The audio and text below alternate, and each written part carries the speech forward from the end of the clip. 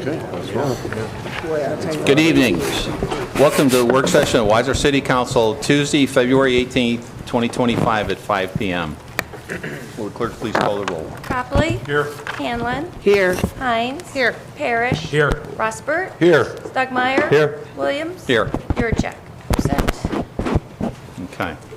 Tonight we're going to listen to a presentation by Gross Residential. Rick Porter will be doing the presentation. This is a work session for Wadsworth City Council to more understand their intent on the property on Hartman, directly across from Farr Avenue. There'll be no public comment during this session. Unless we have a little time at the end, I may allow a few speakers. Otherwise, you can stay for our regular council meeting and you'll be able to address council at that time.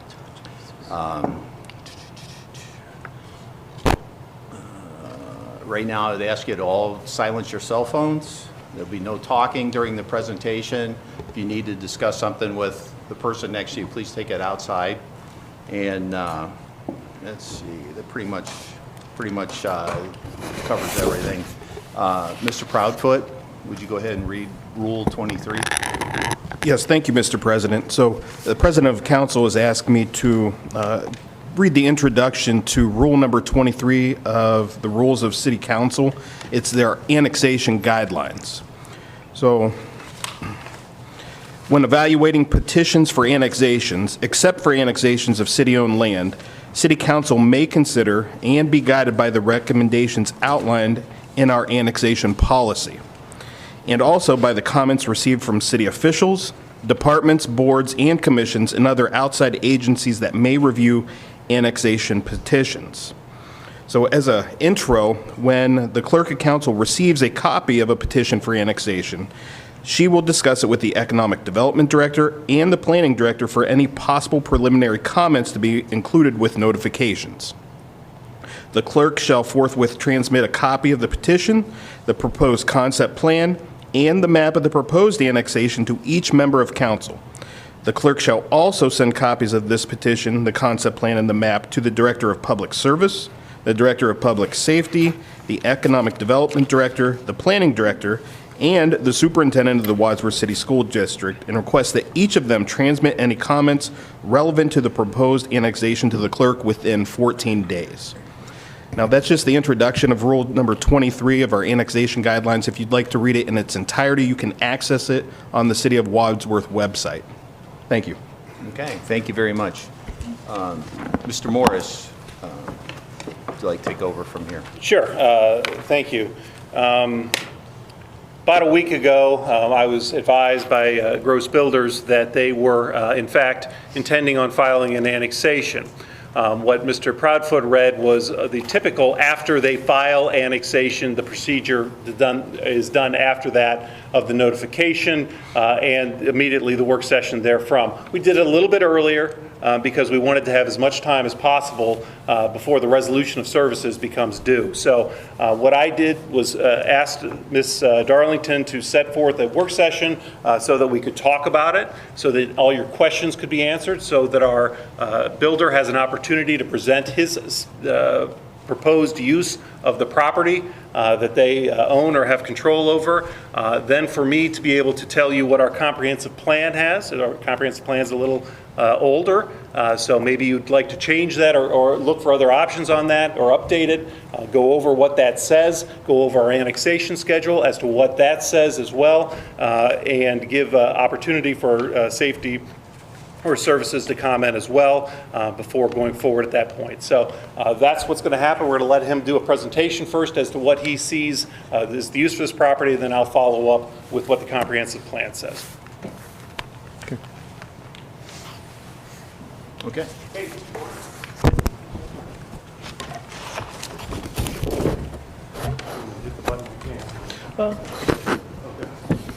that's okay. Good afternoon. My name is Rick Porter with Gross Residential, and we thank Council for seeing us here at this work session. Here to provide a consistency statement for a property located on Hartman Road in Wadsworth Township. This statement is to support the annexation and zoning of the subject parcels to be developed for a townhouse community. You can see where the property lies on Hartman Road, south of Akron, north of Broad Street.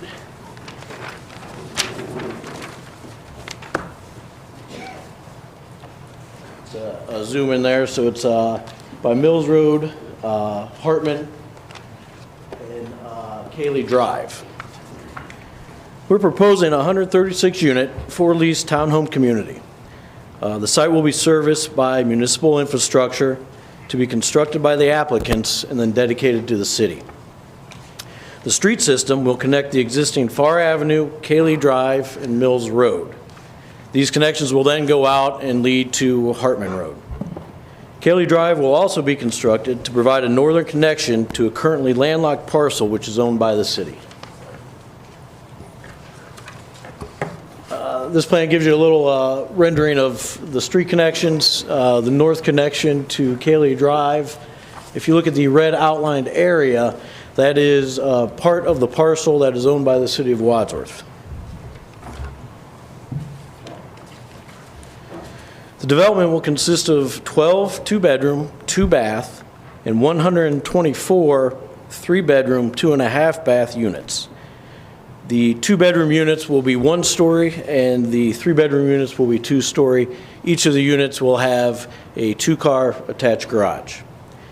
These exclusive living spaces are designed for comfort and convenience and are stylishly appointed both internally and externally. This is a rendering of one of the interior living rooms, and this unit has, if you can see through the picture there, it has a sunroom added to it, which is a 12 by 12 sunroom. A number of the buildings will have that as an addition.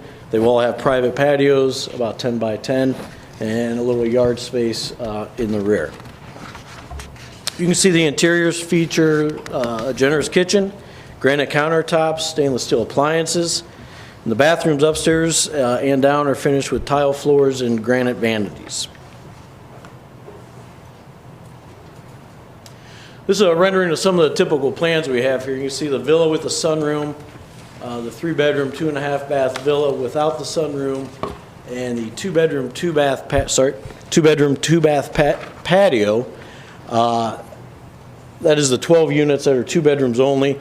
Those are actually constructed for adaptability so that they can be an age-in-place type unit, one-floor living, and all the spaces are created in order to adapt to any accessible issues that someone might have in those units.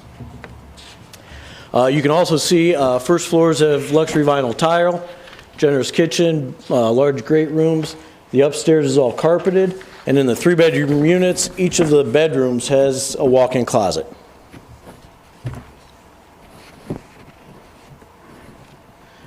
This is a rendering of one of the typical exteriors, and this would represent one of the larger length buildings that would have 8 units. There's a mixture on the site of 2, 4, 6, and 8 unit buildings, but they're all individual access townhouses, so they each have their own entry directly to the street and obviously from the garage to the street. This is just a rendering of one of our silver blue concepts. We're looking at other color schemes throughout the project so that not every building is identical, and we hope to have 2 to 3 different color schemes, mix those throughout the site so it just brings a more visual character to the street. The property will also have recreational amenities for the residents, including a gym, co-working pods, pool, grills, community room, passive recreation, yard games, dog wash, and a tot lot. These are all going to be managed by an affiliate of the applicant. Gross Residential is a 100-year-old company. We have about 60 years in apartment management, residential management, and we plan to construct, develop, and keep this property under management as part of our portfolio of, right now, we're just over 13,500 units. So we have throughout 5 regions in the Southeast United States, great experience in managing, developing residential communities. Since we hold these, we have a lot of experience. You get to deal with one company from day one, and we can just manage better multiple people instead of having a condo association or HOA where you might have multiple people and companies changing all the time. This development is consistent with city planning policy regarding the principles of density, green space, recreation, and street pedestrian connectivity. The annexation of the property is supported by the annexation policy for Area D. The policy contemplated higher density multifamily developments as well as PUD developments, which the applicant is proposing along with the zoning to R3. In conclusion, the development will provide a Class A residence at an attainable cost. It additionally fulfills the vision goals of the city's comprehensive plans by providing a development in proximity to existing infrastructure while not overburdening public services, creates quality and diverse housing options for city residents, providing attached residential housing to age in place, as well as opportunities for younger residents, while balancing connections with the single-family neighborhoods. The development will also provide 60-foot right-of-way, which promotes walkable and connectable neighborhoods, has a 9-foot tree lawn, 5-foot sidewalks on both sides. These will, once again, be dedicated to the city, and these are consistent with the city's thoroughfare plan. The street system will also provide a safe environment with connected streets to help emergency response times. We will also protecting key natural resources while incorporating them into the neighborhood. Riparian setbacks to the creeks and open space meet or exceed city standards. The applicant will provide new park improvements and ability for future park development to the city parcel to the north. We will provide and assist the city in development of a dog park, which is also consistent with the city's master park development plan. And as we develop that with the city, that is open to the public. It's not just going to be for our residents' use. It's going to be for general use of the city of Wadsworth. It is for these reasons that we respectfully request council to annex these properties into the city of Wadsworth. I'd be pleased to answer any more questions or provide more detail. Thank you, Mr. Porter. Thank I you. do have, before we get started as council, with the typical lease rates here, you have 3 different unit plans here. How much would they lease per month? Right now, our units are anywhere from 1,300 to 1,700 square feet without, that doesn't include the garages. And we're seeing a rent of plus or minus $2,000 a month and above. So what would be the maximum on that 3-bedroom with the With the sunroom? sunroom on it? Hard to give you exact numbers right now, but you'd probably be in the mid-twos, $2,400, $2,500, depending on market conditions at the time. Okay, thank you. Any other questions from council? I don't see a whole lot of overflow parking or street parking available if somebody were to have guests. The only thing I really see right now is up where you put a community building, but it doesn't look like there's going to be a whole lot of area for guest parking. We provide 2 off-street covered parking in the garage, obviously, and then 2 off-street uncovered parkings as far as a driveway. So between the back of the public right-of-way and the building, you have 20-foot, plus or minus 20 feet between there, so you can fit 2 more vehicles. So that'd be 4 off-site. Plus, because these streets are designed to city standard, they'd be 29-foot wide, which will provide also on-street parking in particular areas where you don't have a driveway.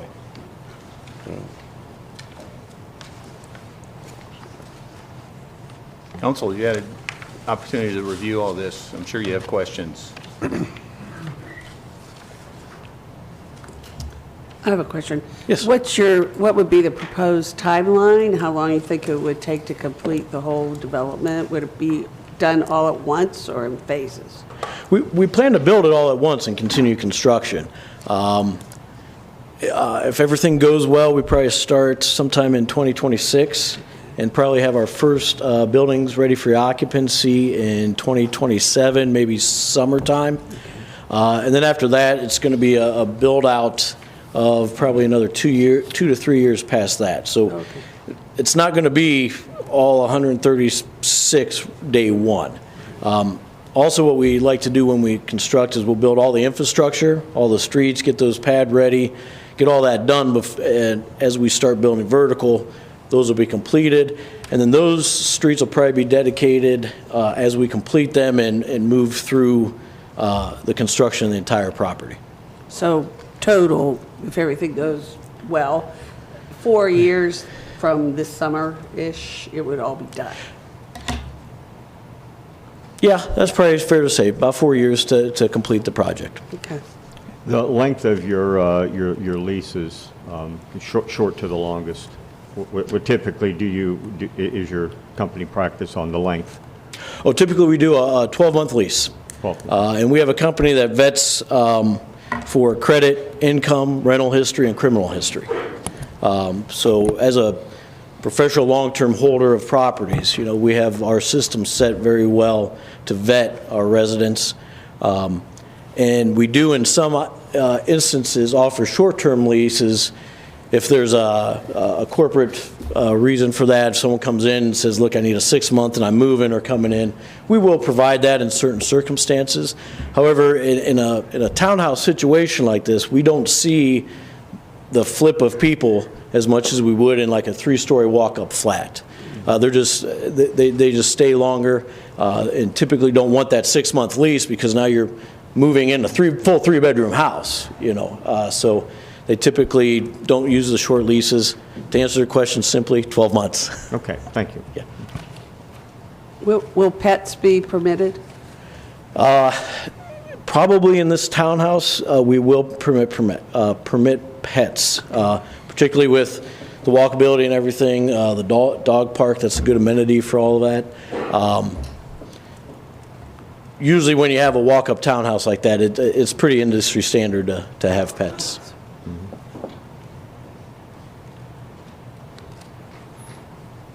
I have one more question, if everybody else does. So can you tell us a little bit about your typical maintenance type of approach? Like how often do you, what do you do on the exterior and that kind of, to keep the exterior looking nice and the yard and all that kind of stuff? Typically, we have in all of our properties an on-site manager, leasing manager, and also an on-site maintenance manager.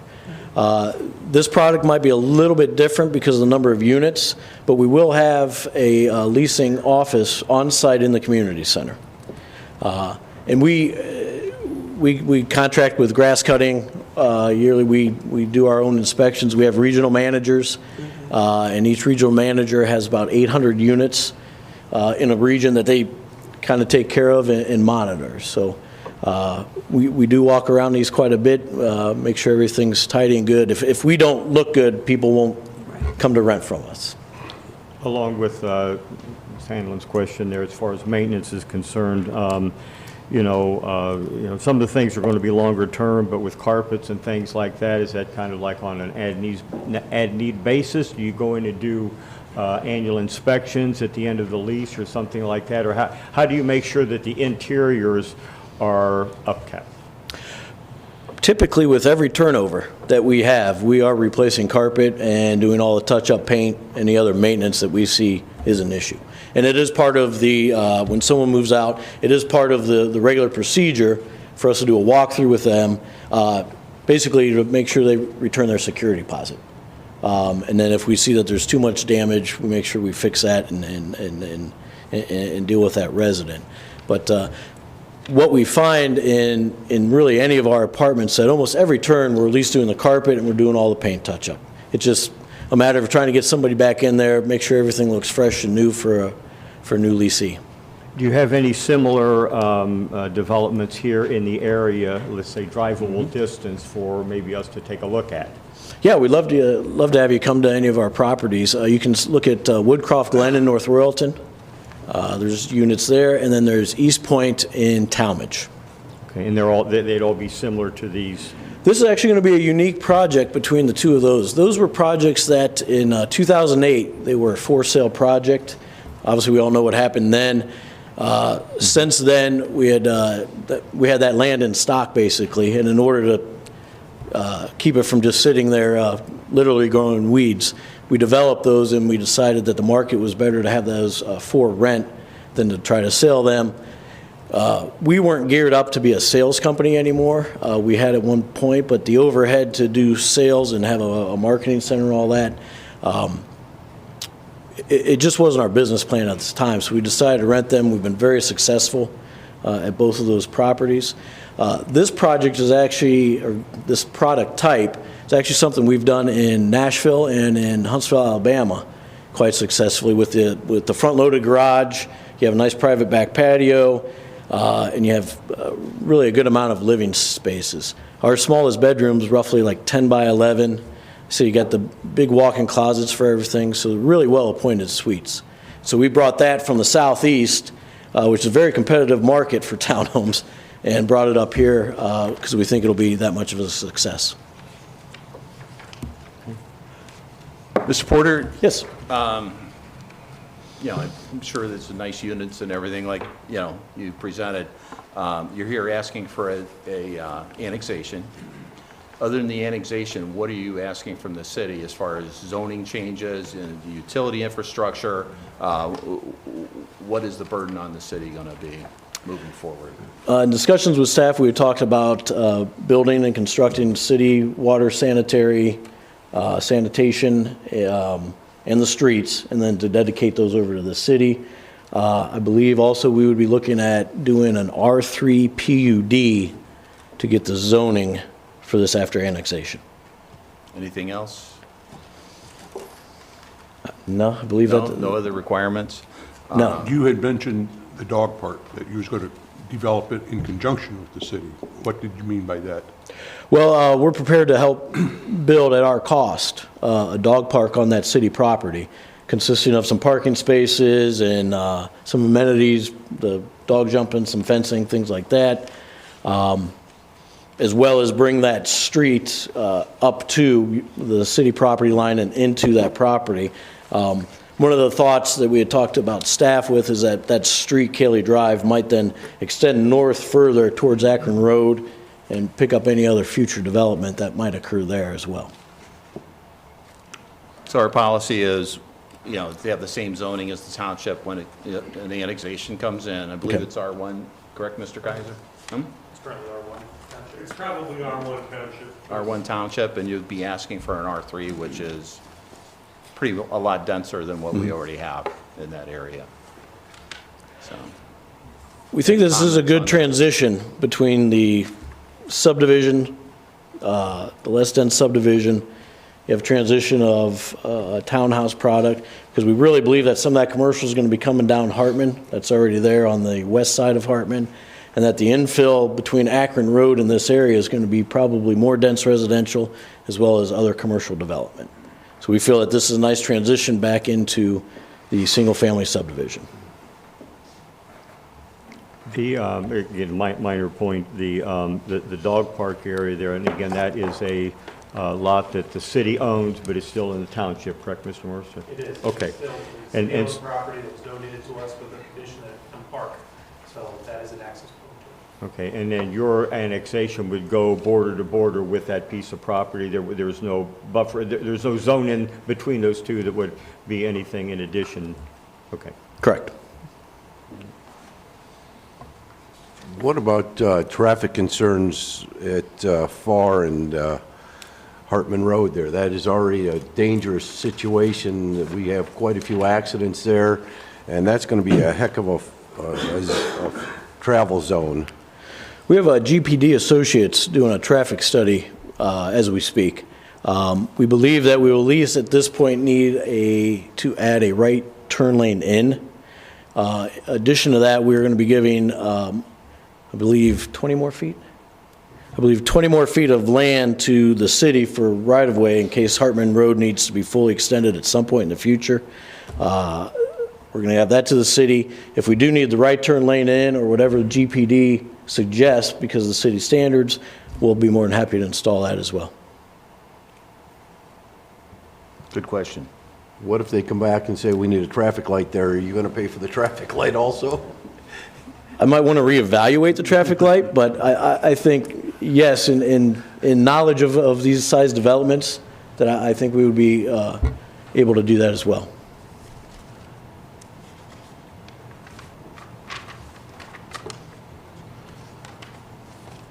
One of the concerns I heard from residents that live on Mills Road, when that infrastructure goes in, you could mess with their aquifers to their wells. What plan do you have if that does intrude their aquifers? I don't believe that we'll be putting in anything deep enough to interfere with that. I don't foresee Those are that. some I mean, our infrastructure would only be as deep as the existing sanitary sewer connections, which I believe are around 9 to 12 feet deep at the different roads, and everything else is that. We don't have deep foundations or anything. We're not expecting to do any drilling that would harm that or be a Because detriment. I in know any some way. of the wells are only 25, 26 feet deep, and that's pretty darn close to the... We also 12. don't have any plans to pump any water out of the ground either. We'll be on municipal water. So we really don't see that this would be an effect, and we've never had that happen in any of our developments, that it was detrimental to the well system of the neighbors.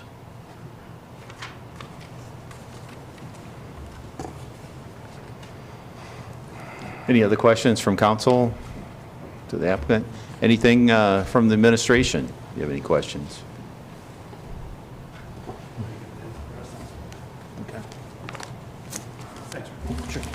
Thank you very Thank you, much. Mr. If you have any Porter. other questions, Yep. be happy Will to do. answer. Thank you.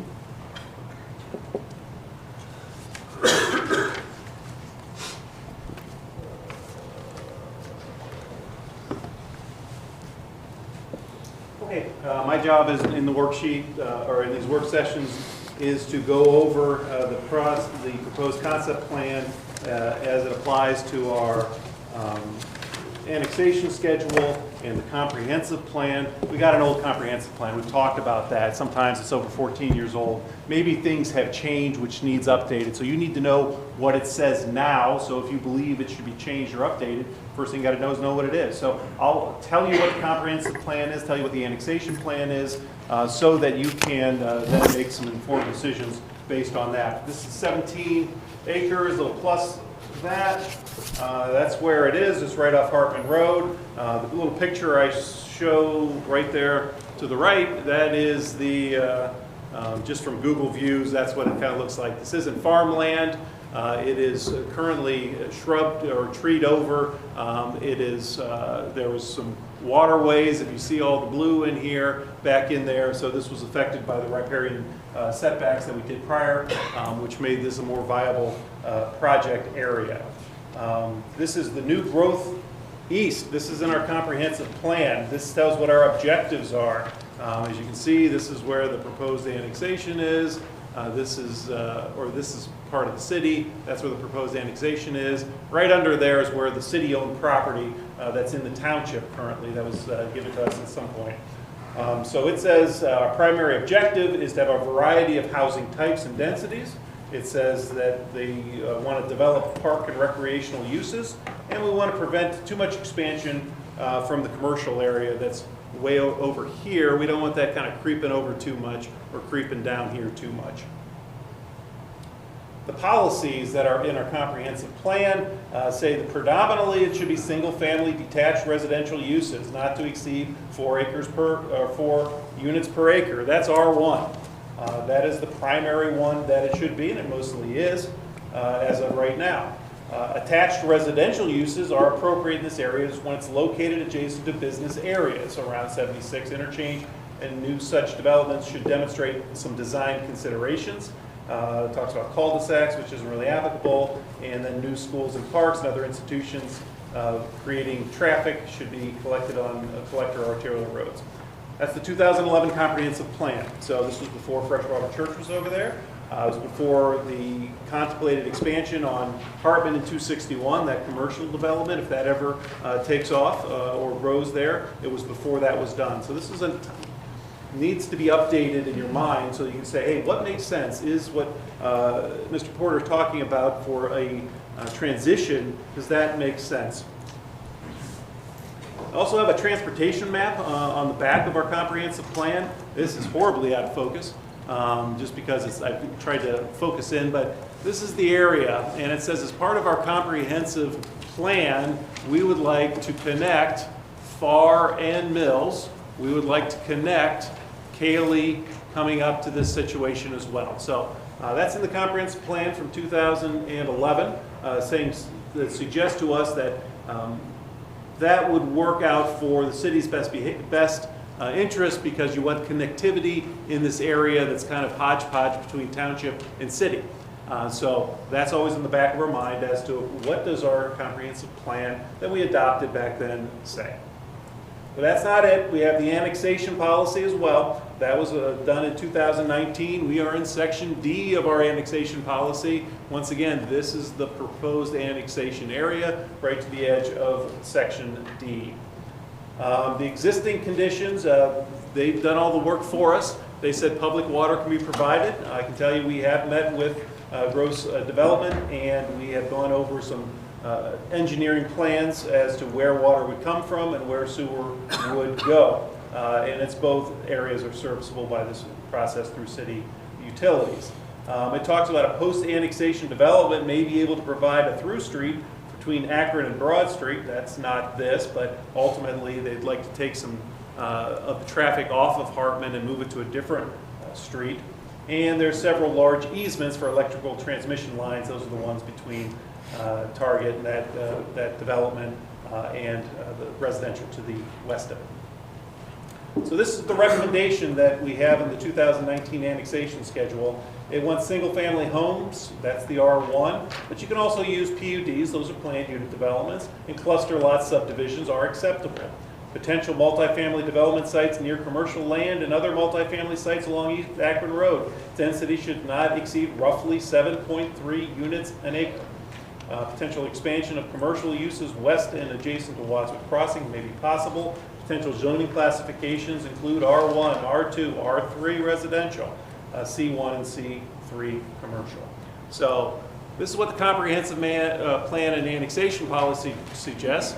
Mostly R1s, potential for R3, multi-near commercial.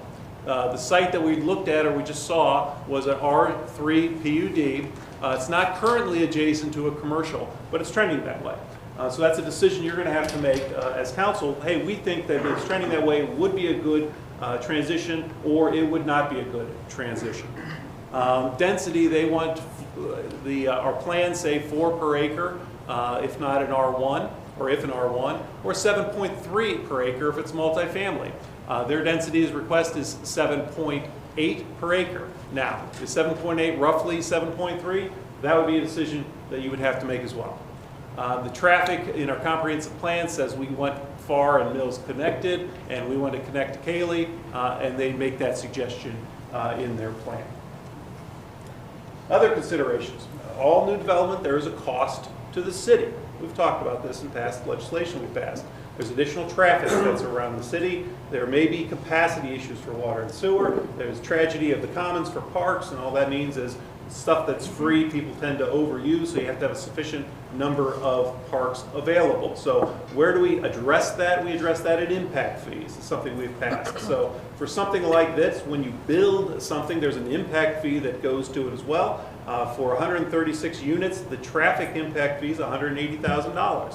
What does that do? That fixes not the stuff that they have to put in for their own development, but the stuff it affects outside. Maybe a light, maybe a traffic lane that this would cause. It would go into a fund, and in that fund would be directly go towards traffic issues that the City of Wadsworth has. So when you're thinking about this, also think about the impact fees that would be coming into the city. And certainly you don't do it, we're not doing this to make money. These are going directly into infrastructure to solve any negative externalities or problems that they may have. $54,000 goes into parks, and water and sewer depends on how they do it. So that is a number that goes into solving some of the problems that you may think can be as a result of that, like a traffic problem that can come up. Question always is what's best for Wadsworth, and it should not be what's best for any one individual. The departments that are looking at this under Rule 23 is engineering, and I can tell you we have met with engineering, we have met with these gentlemen for their to go over it. We've solved, there's nothing that's too difficult to solve engineering-wise as to the installation. Safety, certainly I would defer to our safety director if there's any questions as to safety, particular with this incident. you'd like to talk about it now, or? So we look at, from a safety perspective, combination style responses from both a fire and police and EMS standpoint. We draw correlations to similarly situated neighborhoods and those types of things as to what the potential impact would be.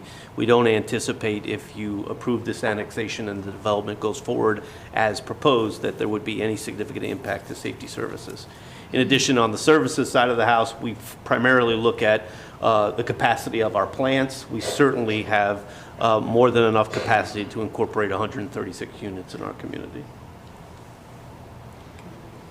So what's next? This is an open meeting. You can discuss amongst yourselves. There should be no questions or no problem with that.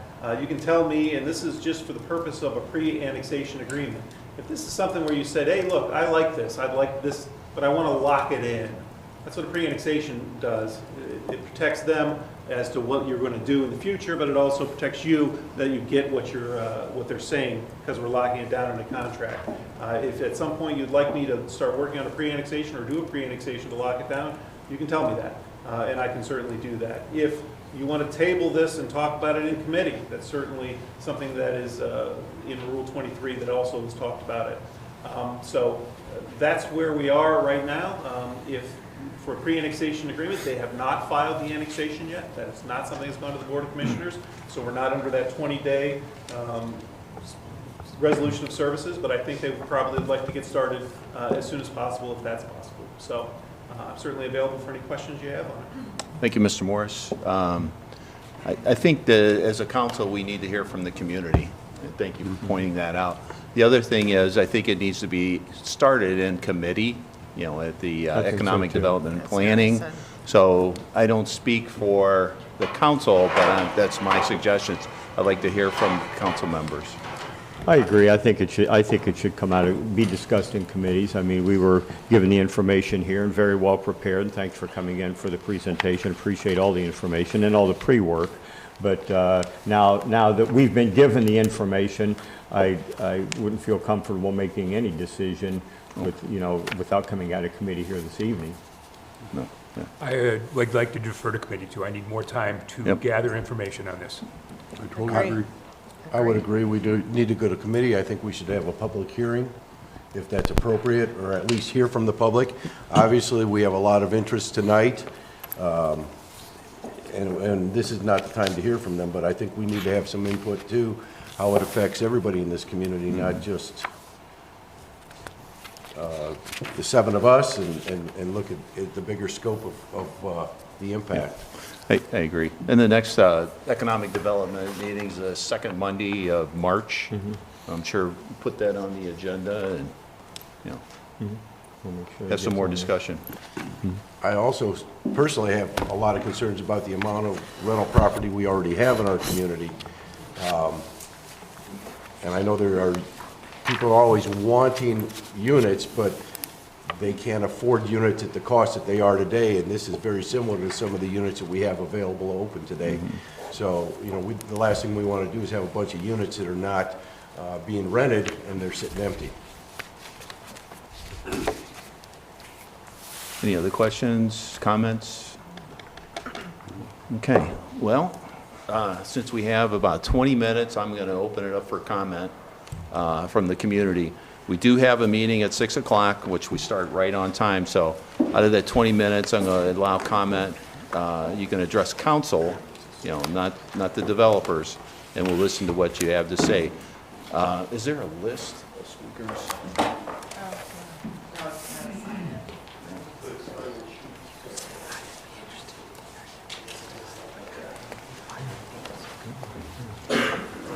I'll start with the list.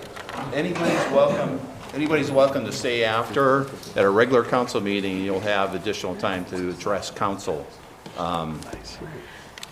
When I call your name, I'd like you to come to the microphone, state your name and address for the record, and I'll allow you about 3 minutes.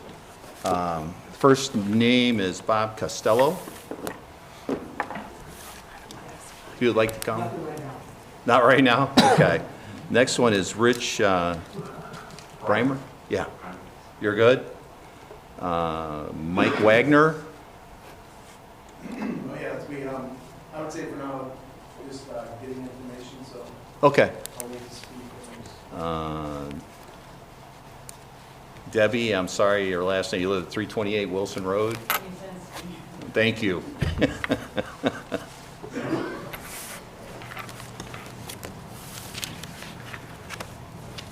I don't know how much I can add to anything, except for the fact that I moved in our little neighborhood because it's quiet. I don't want 200 cars going up and down my road every day. I don't see, first of all, y'all's map is wrong. The map for the township and the city is wrong. Wilson does not go through to the Kleinman properties. It stops at the very edge of my property. I live at the very last house on Wilson, which means you have to go through 3 people's property to get to Kleinman. So you might want to make sure that gets corrected. And I don't see any feasible reason, if y'all lived over there, you'd know, for Wilson to go through to Akron. You have all of Hartman you can go down. There's no reason to put Wilson through, to go through to another development and have all that traffic there. There's just no reason for it. You could probably tell me till you're blue in the face, but I still don't see a reason for it. Putting mills through, I think that's sad too, because that's part of our development, Sunnyside Estates. I mean, that's who we are. And I'm glad you're going to have, if you do this, city services, because our wells are already messed up from other properties. And I used to have really nice, clean water. I don't now, because it's been tapped so many times. We can't afford that for the people that live there. So I just ask that you really consider, maybe think if you lived there, how you would feel.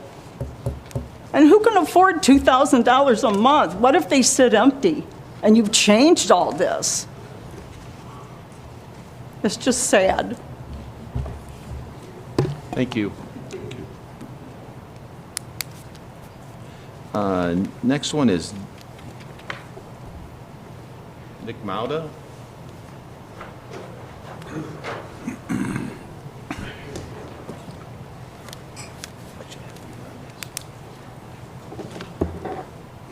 Thank you. Nick Monda, 849 Mills Road. I haven't lived down here my whole life. I know people that have. I moved from Avon. I used to live in Avon, Ohio. That was a farm community. 30 years ago, when my wife and I were looking for a new place to move because developing got out of control up there, she found this house down on Mills Road. My house is next to where this development is going. I'm the last house. Sinkers are across the street from us. So this project will be my neighbor. I'm a dead-end street. I grew up on a dead-end street in Avon. I'm a farm kid, 4-H, whatever. I moved here because we found this town and we thought it was like where we grew up. Now, I've seen the changes here, Walmart come in and things, and I understand that. We watched, I think it was Long's farm behind us, the development we put in there. I don't have a problem with that because my best friends of now almost 20-some years have become my best friends because they're single-family homes. Those people, I've watched their kids grow up, and they're the same people that have lived there since those houses were built. Few people have moved and gone with anything. The difference with apartments or townhouses coming in, you have a changeover. So I'm not going to build a relationship of 30 years or 20 years or watch people's kids grow up. And so I'm against the multi-family units coming in. If there were homes that were like, that are in behind us, single-family homes, those people are going to move in, they're going to live there, they're going to raise their kids and stuff like that. Plus, we're a dead-end street. My kids have grown up on that street. Now, they're all grown up. I have grandchildren. So, like she was saying, the quiet, no traffic that we have back there, people don't understand that. And that's going to change. I'm retiring in August. So that means the house I built for 30 years and all we've done to it, we're probably going to end up moving to go find a place so I can retire in peace and quiet. I work construction. I pour concrete every day. So I know what kind of trucks, backhoes, excavators, roofers, siders. So for the next 4 years, that's what I'm going to have to listen to. So if you're asking me my personal opinion, I know something's going to come in there, but I just don't want to see that. That's all I have to say. Thank you, Mr. Mata. Thank you.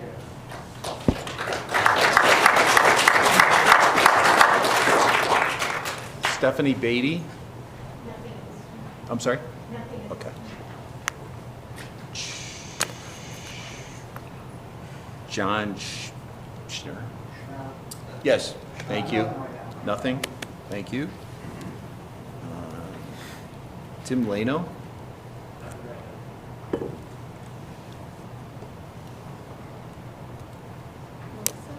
Yeah.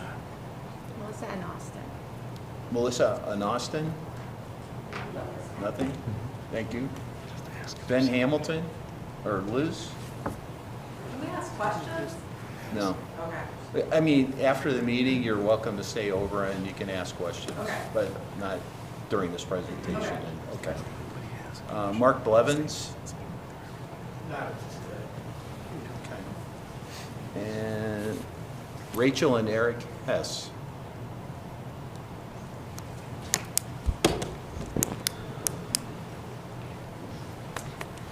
I'm Rachel Hess. I live at 661 Archwood Road. Our property is adjacent to where this development is going to be built. So I just have concerns about the traffic. 140 units is a significant amount of traffic for our neighborhood. It sounds like a lot of the traffic will be routed through our neighborhood. The streets over on Wilson Road and Mills Road do not have sidewalks. And so the concern of people walking and biking, which people do on those roads currently, with the pretty much doubling of traffic is a concern. There's also a wetlands back there, and we've had some flooding in the creek in the past, so that construction in the creek is a big concern. And I'm also, I know you can't answer this question, but my concern is too what the buffer would be between the existing houses and the apartments that are to be built. And my opinion to you saying that our neighborhood is trending towards a commercial, I think that's a stretch. We're single-family homes. If you drive down Wilson or Hartman Road, there's single-family homes. Target is not in our backyard. So saying that we're trending towards commercial development, I think that's a huge stretch. That's all. Thank you. That's the list. Is there anybody else that's not on the list that would like to speak? Sir, I didn't get a chance to sign in. Oh, okay, you can come forward.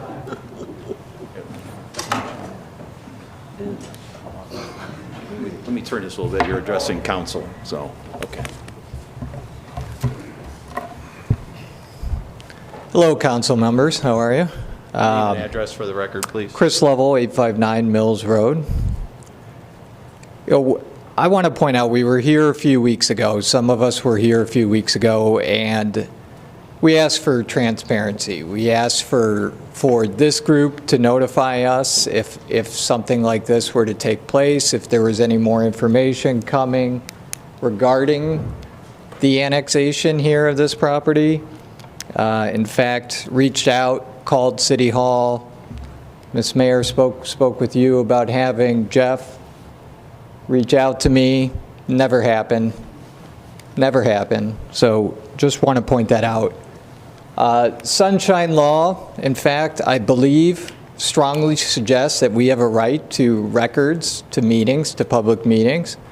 And I don't know if anybody in this room was notified of this meeting, but I wasn't.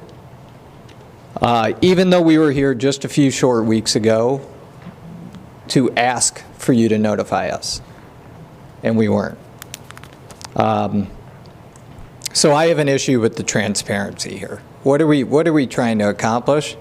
In fact, I'm sitting there in the chair and I'm taken back by this painting, right? You've got a dog leading like a cavalry while the wildlife looks on the side. So I won't sidetrack us too much, but that should be taken down.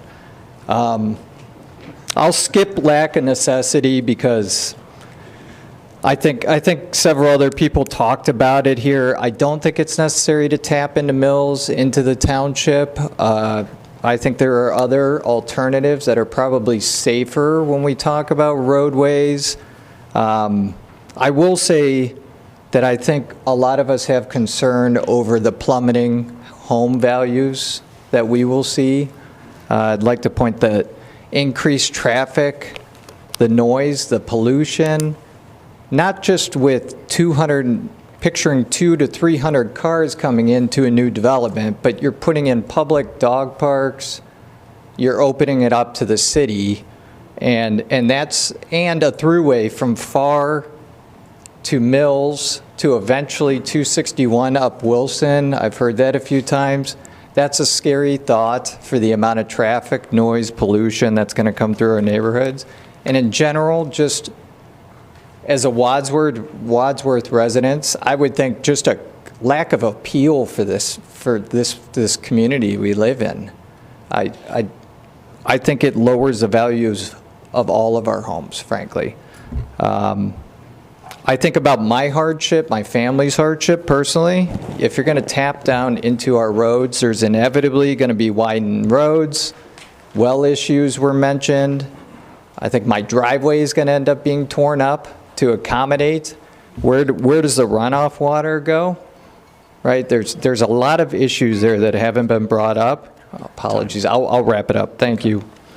The traffic for my wife, my kids, my dog, the school systems, it's all risk. Cars are going down 45 miles per hour in the township as it is. They'll be going 50, 60 if we do what we're doing here. No sidewalks were mentioned. I just want you to consider what everybody's saying here. I appreciate your time. Thank you. Sorry I went over. Thank you. Thank you for your time. Appreciate you, members. Is there anybody else that'd like to address? Come forward in the red hat.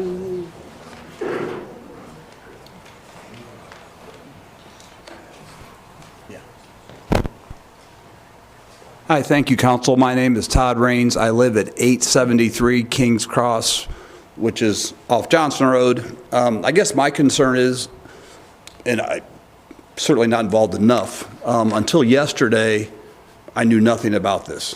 My wife and I are planning on building a home off Hunter's Ridge, which is getting dangerously close, but we are new to that and concerned with the well water. But again, and help me, I believe I got 15 somethings from the city about parking ban when the snow came. It was a lot, which is great. Thank you. My kids didn't park on the road. I just feel like there should be a little bit more transparency when we're going to plop in 140 more apartments in the middle of the city. And Hartman Road is what it is. It's a disaster, as it sits right now. And I don't know that a red light and a right turn lane is going to solve anything. And for my dear friends that live in that quiet neighborhood, 140 apartments, it's transient communities, I don't know. So again, I'm caught off guard, but I'm going to pay close attention to this. I think it's important as a resident of Wadsworth when there's a lot of vacant apartments sitting behind Walmart right now that we all know about. It's a huge concern. So to support my friends in their neighborhood, and again, just as a resident of this wonderful, awesome city, huge concerns. And I would appreciate a different way to communicate this type of stuff. And if I can help volunteer my time, I would love that opportunity. Thank you for your time. And I appreciate you, Council.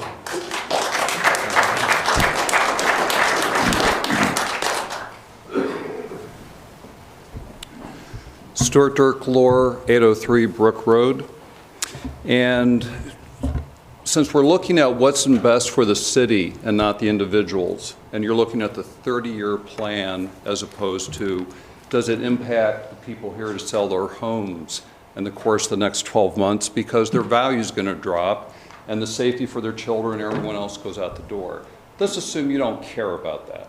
All you really care about is what's in it for Wadsworth.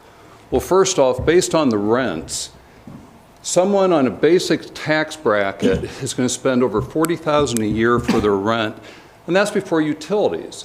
And if this is a luxury apartment, I'm going to assume they're going to require everyone to have insurance. So, Sir, could you stay at the mic so we can get it on Yeah. record, please? Sorry about that. I have this tendency to walk. I've given too many presentations in my life. Yeah. Before you know it, I'd be traveling. So, point of the story is, Akron and Cleveland are basically dead towns. We don't like to say that, but there's no industries there anymore.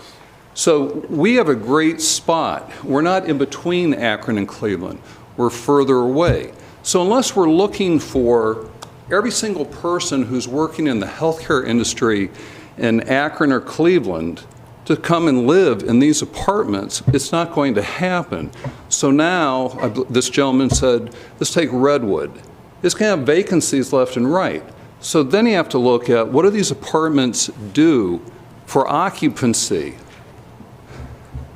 Because people are not going to put $55,000 of their annual gross income into where they live.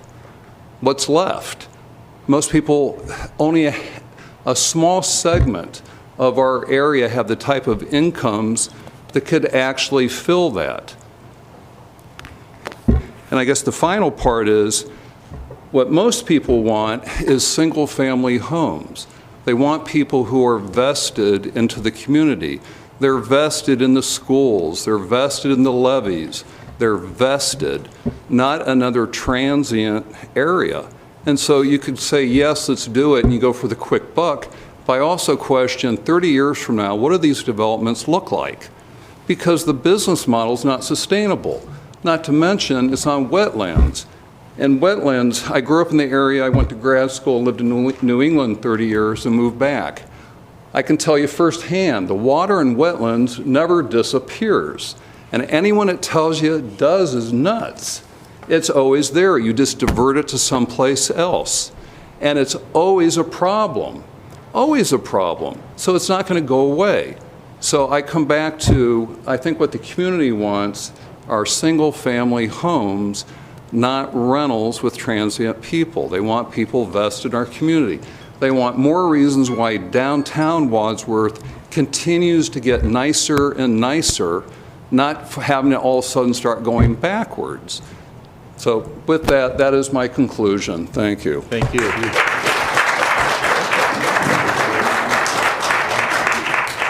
So that brings us to the conclusion of our work session. We have another meeting that starts at 6 o'clock in council chambers where we go over the legislation for this evening's council meeting. You're all welcome to stay. If you would stay for the council meeting, we're more than happy as council to listen to you, what you have to say. I'm sorry I missed you, but we will have at 6:30 when council starts, there'll be a portion for comment. So. Having said all that, I just want to thank you for the courtesy that you've shown this council. Been very orderly and respectful, and appreciate that very much. So, one other thing I've been requested, if you spoke tonight, could you come and look at the register? If you haven't signed it, put your name in. If there's a name that we couldn't, last name we couldn't see who that was, spelled a little bit better. No offense. So with all that, may I have a motion to adjourn? So moved. We are adjourned.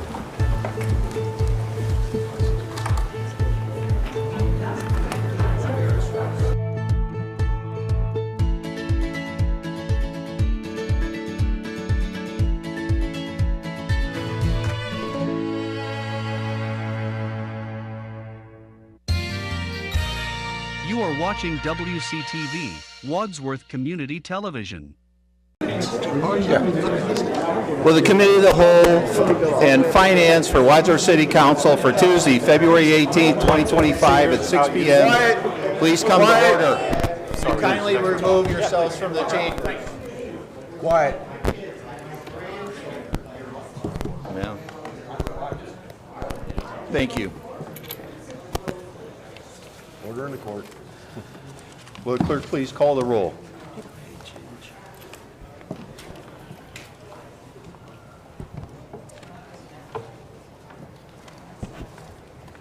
Copley. Here. Hanlon. Here. Hines. Here. Parrish. Here. Rosberg. Here. Stugmeyer. Here. Yurcheck. Absent. Williams. Here.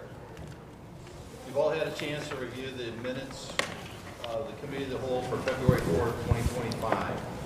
May I have a motion to approve them? I'll make that motion. Second. All in favor? Aye.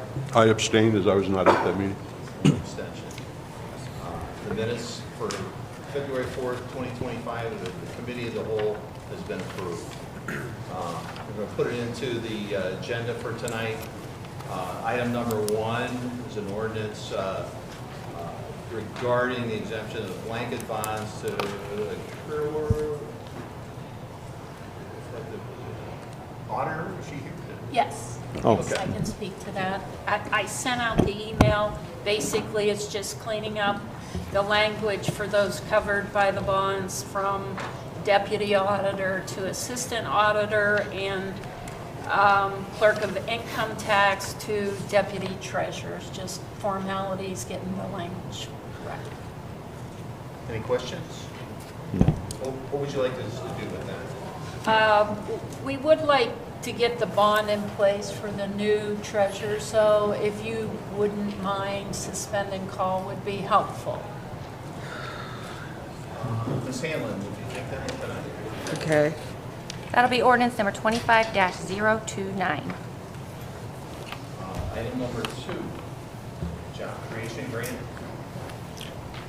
Sure. Job Creation Grant is a program through economic development, which has been codified by ordinance, which talks about a deferment or an abatement in the payroll tax for those who are bringing in new jobs to the city. They do not apply to jobs that are already here, but if some industry wants to bring in new jobs, either through expansion of their own programs or through wholesale change or wholesale moving in, then we would offer them as incentive to do that an up to 40% abatement on the payroll tax for a period of time.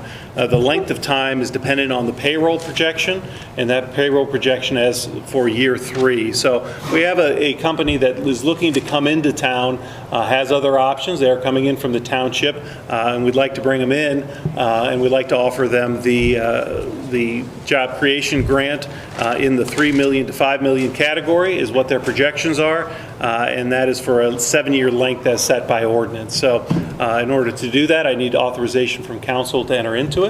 I'm certainly happy to answer any questions you may have about it. What's the percentage?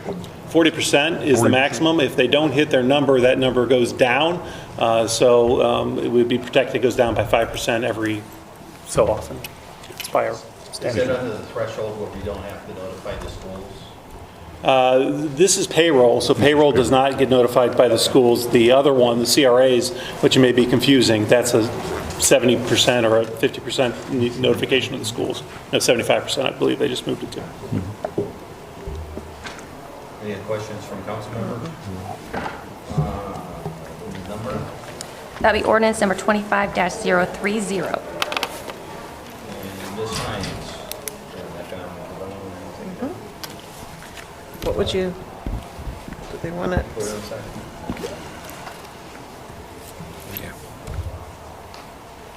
Item number 3. I could take that, Mr. President. So this was the item that we talked about in public ways, as well as many of the items that we'll discuss here. We are asking for your consideration to suspend and call so that we can keep the momentum going. We have identified the design firm for this particular project. We're in the midst of scoping agreements at this point in time, but as soon as we're able to meet that, we can get them moving forward on the design of Free Park. Any discussion? Mr. Rosberg? That's fine. We discussed it at Public Ways and would like to suspend and call that. Okay. Keep that moving. That'll be 25-031. And item number 4.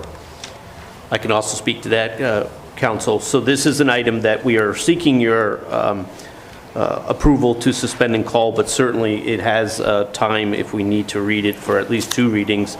We did go out and are currently advertising for design firms in regards to the Brickyard Park Improvement Project. Proposals are due February 28th. It would then enter into a review of those design proposals that are submitted with a conclusion in entering a scoping agreement by mid-March. So you do have some time if you'd like to read it. Have we got an access point from 94 yet that's been solidified? It has not been solidified, Mr. Copley, but we are currently in discussions. I know that Mr. Morris actually, as of today, received a couple of communications back and forth from the attorneys at St. Ed. Don't you think we're maybe putting the cart before the horse here? I don't think so. The reason I would say that is we are a ways off from a finalized design plan. It would start with concepts. So even if we were able to identify the location off of 94, we know the location off of Seville, we might want to look at separate concepts for different locations on there. So there's no harm in getting started right now, and certainly we'd be early on in the process in terms of finalizing that particular location. Okay, thank you. Sure. Any other questions? Mr. Rosberg? Yeah, we'll move that to second reading. That'll be 25-032. Item 5, regarding sidewalks. I can handle that one. That one, we'd ask you to consider moving that to second reading. Again, Mr. Sure, we'll move that second. That'll be 25-033. And item number 6. I can also address that for council. This was also discussed at Public Ways. This is similar to the last project with the southwest parking lot. This is a design contract. We are in scope development agreements with the identified design firm. We'd like to keep the momentum going, so once we've reached an agreement in principle there, that we could then move into that and keep that project moving. Again, this is a 25 design and construction project. Mr. Rosberg? We'll suspend and call. That'll be 25-034. And item number 7. Similarly, I hate to sound like a broken record, this is a design contract. We have identified a design firm. We are in scoping agreement negotiations right now. I think we're getting very close to reaching an agreement. We'd like to keep the momentum going. This would again be design only for this particular item. At this time, we would come back to council for any construction costs, which is budgeted for this year. Again, I'd suspend and call that. Keep this moving. That'll be 25-035. Number 8.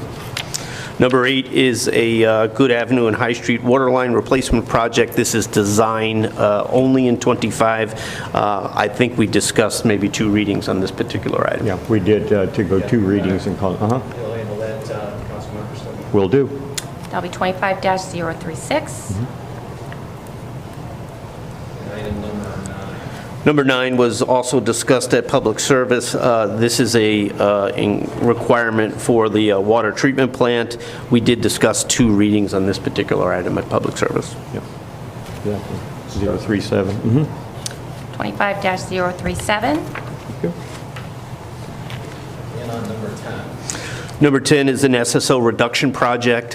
This is a design project. We did contemplate suspending and calling this. We have identified a design vendor. We are in scoping arrangements and agreements at this point in time. I think we'll be ready to move forward pretty quickly here. Any discussion? Councilmember Stubbs? Yep. 038. Right. All right. 25-038. Suspend and call. Okay. And number 11. I'll take this one, Mr. President. This is to replace the 2002 dump truck for our water distribution wastewater collection department. It's for a Freightliner truck, so we maintain continuity in the fleet and also getting a Henderson dump body and hydraulic package with that as well to also maintain continuity. This was a budgeted item, and we would ask for your suspension of the rules on this as well so we could get the truck ordered and on the builder's schedule. And we did discuss this in safety or I'm sorry, in service, and with the recommendation to suspend and call. 25-039. Item 12. Thank you, Mr. President. This is legislation related to the city's fiber to the home project. It is similar legislation to the purchases we made last year in that it continues the build out of our outside plant. The materials specifically would be things like fiber cable, splicing cases, the MST ports, and drop cable, and we would recommend this go to second reading. Second, yeah, we'll put that on second. Mr. Stuckmeyer. 25-040. Item 13. Thank you, Mr. President. This is also related to the fiber to the home project. These are the electronics for the continued build out of the fiber to the home project. More specifically, they're the switches and ports that you would see layered inside the cabinets, and we would recommend this be moved to second reading. Councilmember Steppenwolf. Yep, will do, second reading. Item 14. Thank you, Mr. President. I'll take that one. This was discussed at Public Service. It was recommended for 3 readings. This is for the potential to negotiate and enter into an agreement for design services for the downtown infrastructure project. Do we have a vendor? We do not. We have not even begun the process at this point in time. This would authorize us to move forward with that. This was a recommendation for 3 full readings. 3 full. So you move that to second? Yes. 25-042. And number 15. The next item was discussed at Public Service, and their recommendation was suspend and call. We'd ask your consideration in that regard. Reason being is, I think for some time we had been asked by council to analyze the increase in rates to reservations at our city park facilities. We have made that recommendation. I think it was well received at the Public Service Committee. It is time where we start to see more and more reservations going on, so we'd like to implement the new fees and have an ability to analyze what the impacts of those new fees were on our facility rentals. Suspend and call, if there's no questions. That'd be 25-043. Okay, thank you. And item 16. Item 16 was also discussed at Public Service. This was an adjustment and an increase in yard waste stickers. I think the committee, rightfully so, wanted to have a full 3 readings of this particular ordinance, and that changed for the public's input. Very good. And we'll move that. Councilmember Steppenwolf. Yeah, we'll move that to second reading. 25-044. And item 17. Item 17 I can address. This was before Planning Commission on the 10th of this month. It is quite honestly a holdover from a lack of dedication from a township parcel through the middle of College Street. I think it was discovered at a time when we were doing some line work on College Street last construction season that this easement still existed, and so we're looking to vacate it so that it aligns with the other right-of-way alignments along College Street. Any comment from council members? Ms. Hines, will you take that? Sure. That'll be 25-045. We're going to move that to second reading. We have item number 18. Item number 18 came out of Safety Committee meeting. This is our annual replacement of police cruisers as recommended by Chief Chafin in the police department. We'd like to get these 2 cruisers ordered. We'd ask your consideration on suspending and calling this item. I'll suspend and call this because, from my understanding during our discussion of safety, we can still possibly get orders in for 2025, so we won't have to wait for the 2026 model year. That'll be 25-046. And item number 19. Item number 19 also came out of Safety Committee. We're asking your consideration of suspending and calling this matter this evening. This is for the replacement of our 4 heart monitors within each of our advanced life system ambulances. This is a vital piece of equipment. Our current pieces of equipment are at 11 years of age. We're normally recommending an 8 to 10 year lifespan on those pieces of equipment. Chief Linder's done a nice job in identifying the replacement models, and we're ready to make that purchase. And here again, we discussed this extensively at safety, and it's probably one of the most important pieces of equipment for EMS. So I would also like to suspend and call this, and we are getting to, we are not getting the trade-in deducted off. We'll have to wait till we get the money back. Okay, so it's not to exceed $199,403.50. That's right. That'll be 25-047. The next item, number 20, we need someone to address that. and the whole process of this? Sure. I can do that for you, President Williams. This is an ordinance to accept the application for annexation of that 61.4450 acres of land into the city of Wadsworth. This was the Vance Properties that's been ongoing for a while. Essentially, this is the last step in that process. So on December 17th, the county commissioners had a resolution approving this to become annexed. So we had to wait here as a city, as a municipality, 60 days before our clerk of council could put it back on the agenda. So this is the final step where either you accept the annexation or do not accept the annexation.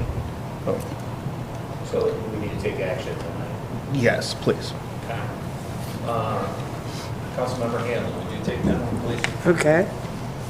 Suspend and call, right? Yes. That'll be 25-048. Takes us to our regular city council agenda review.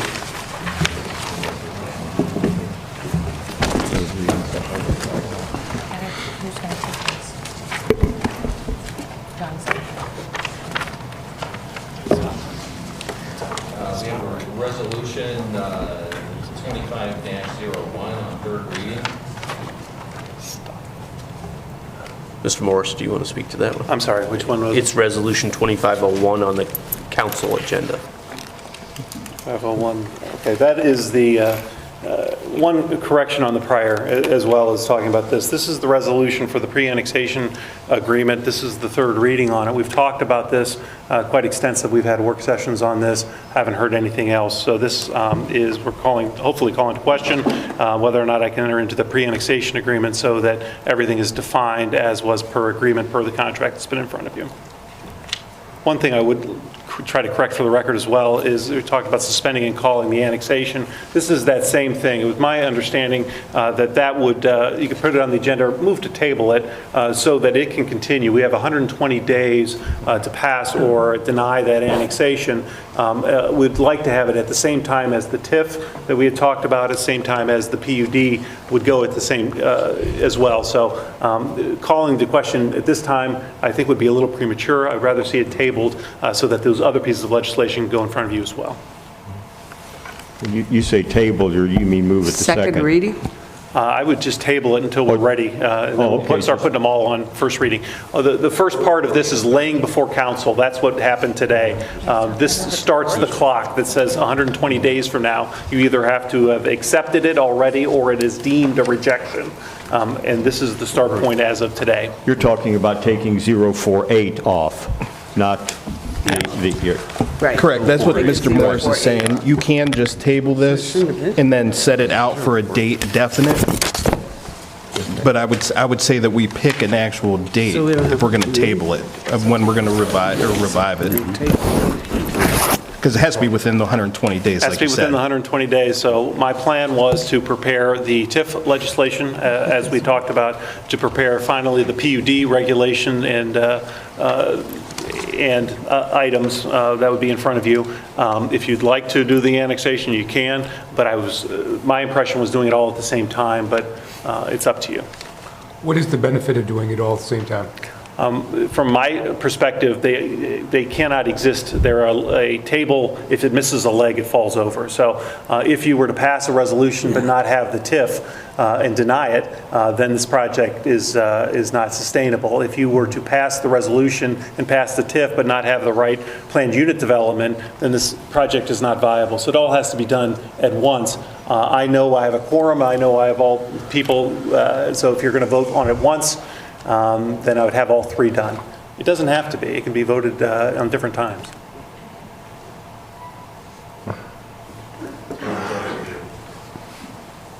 I think we should table it. I agree with tabling it. I'll make a or you need a motion No, to... okay. So procedurally, Mr. Proudfoot, do we just make a motion to table this? Correct. You need to have a motion to table it. In most cases, it's best to have an actual date definite when you're going to revive it and take it off the table. So if you picked, say, the first meeting in April, is when we would take it off the table. I don't know, Mr. Morse, how does that work if you want to look at a calendar and give them a better idea? Yeah, just perhaps table it now, and then I can get you a date and then table it after I go through the calendaring to figure out when the other stuff is going to come due. Okay, we could table it to the very next council meeting, and then when it's brought back up, we can bring it up and retable it with a date definite from Mr. Morris. Okay, can we table in this meeting? Or Correct. Okay. Yep, you can do that right now, a motion to table it until the next meeting, the next regular scheduled meeting. We'll have an ordinance number? I'll make that motion to table 25-048 until our first meeting in March. Second. All in favor? Aye. Any opposed? Motion carries. Ordinance number 25-048 has been tabled. Then, based on that discussion, Mr. Morse, when we read 2501, the pre-annexation agreement, would recommend just moving that. No, I would like that to You would be like done, that, because once so you that's can get that- solidified, then I can start working on the other parts of it, All right. because I know how this looks at the end. Okay. Thank you. Councilmember Hannon, let's take that. The resolution? Yeah, the resolution 25-01. Okay. All of them. Next one's ordinance 25-020 on third reading. Any comments? We'll call that one as well. Ms. Hines, can you take that? Yes. And ordinance number 25-023. Again, it's about ordinances, subdivision regulations. Any comment, questions? Ms. Hanlon, will you call that tonight? Okay. Any other business? Seeing none, I'll entertain a motion to adjourn. So move. Second. We're adjourned.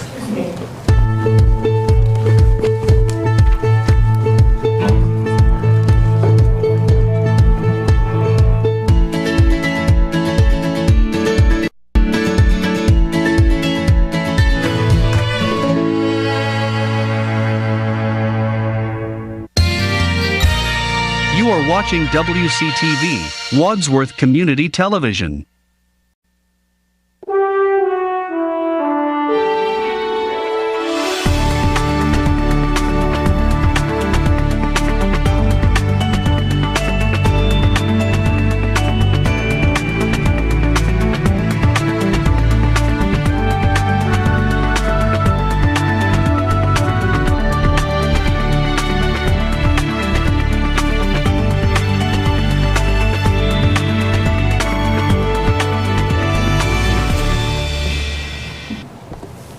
Well, the regular meeting of Wadsworth City Council for Tuesday, February 18, 2025, please come to order. Will you please rise and pledge allegiance to our flag and remain standing for the invitation?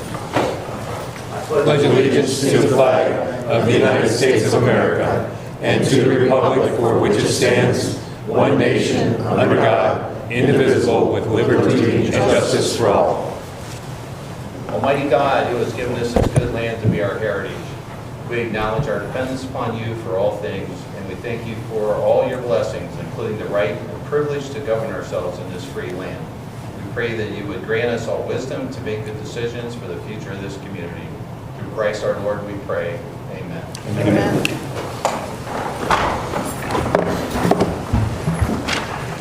Will the clerk please call the roll? Here's the revised agenda. Just take one.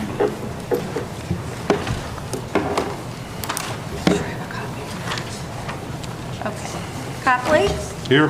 Hanlon? Here. Hines? Here. Parrish? Yes. Rosbert? Here. Stugmeyer? Here. Williams? Here. And your check's absent. You've all had the opportunity to review the minutes for the regular city council meeting of February 4th, 2025. May I have a motion to approve them? I'll make that motion. Second. All in favor? Aye. Any opposed? I abstain. One abstention. The minutes for the regular city council meeting of February 4th, 2025 have been approved. Are there any visitors in the audience who would like to address council? Please come to the podium, state your name and address for the record, and keep your comments brief to 2 or 3 minutes.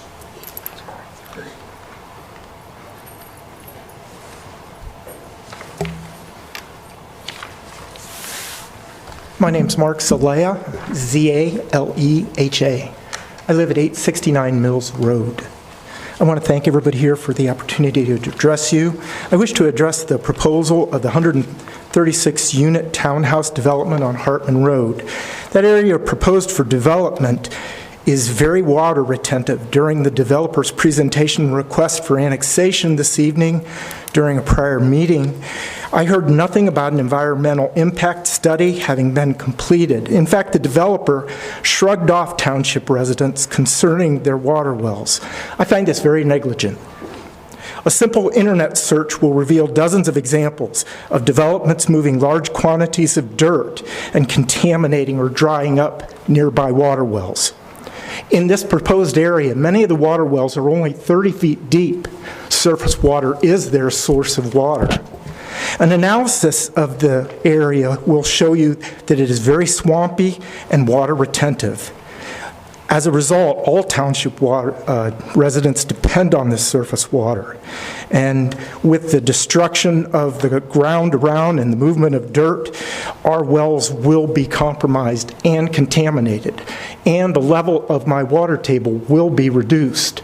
Water from this area will be funneled and siphoned away, costing me dearly and other residents in the township. Water is our lives. We all need it, and you're proposing a situation that is going to jeopardize mine. If this plan is approved by the City of Wadsworth, it's going to affect the residents of my development, which is Sunnyside. It has a name. I think that you should all know that.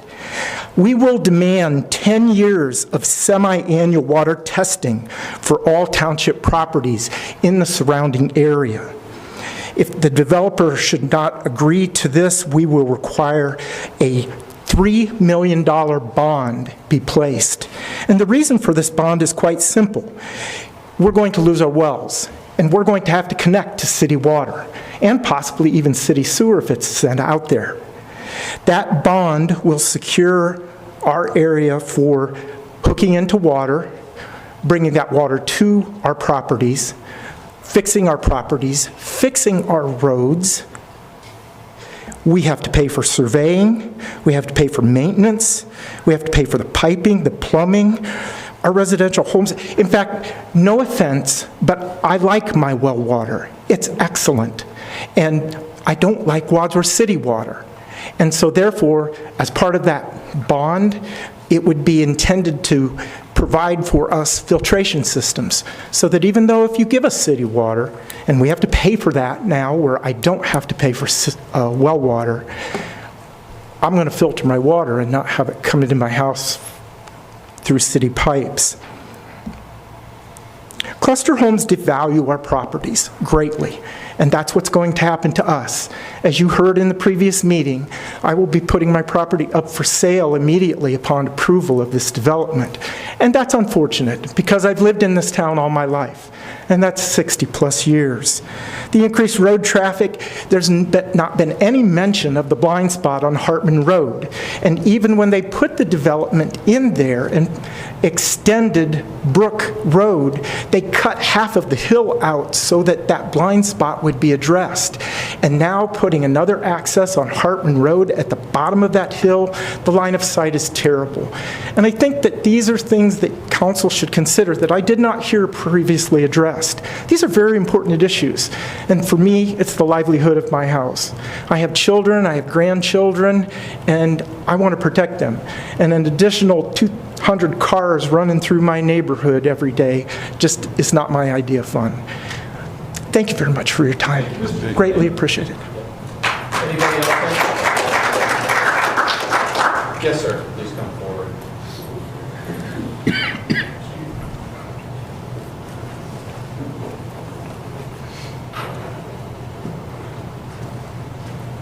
Good evening, everyone. My name's Ed Sipar. I live at 879 Mills Road. I spoke at this meeting a couple weeks ago. I think everybody here knows which way I'm swaying on this annexation. But first of all, I would like to kind of get to a personal point here. Mr. Stugmeyer, you have realty experience. So if being they put 136 of these family homes, family apartments in that area, you know personally what this will do to the land values and the property values. Okay, that's it. We need to address council. I'm done with that. I'm done with that statement. Water wells, I know a pretty fair amount about water wells. I know about springs. Most all the wells in that area are spring fed. Not a good thing. One thing that this gentleman made mention of was that there was going to be $180,000 that goes to the city for the maintenance and repair of their roads. This isn't anybody's fault here. We don't have any township representation. But my question is, what is going to go to the township for our roads? Emergency access. There are 88 houses built into Long's property there. Now you're going to put 136, but when the truth comes out, you're only adding 2 more accesses. But the funny part is that access is down Wilson Road, Hartman Road. So how many accesses for safety and emergency measures are you really adding? I count 1. Last thing that I haven't heard anybody talk about, I've lived on Mills Road for 32 years now, and city has always had a park there.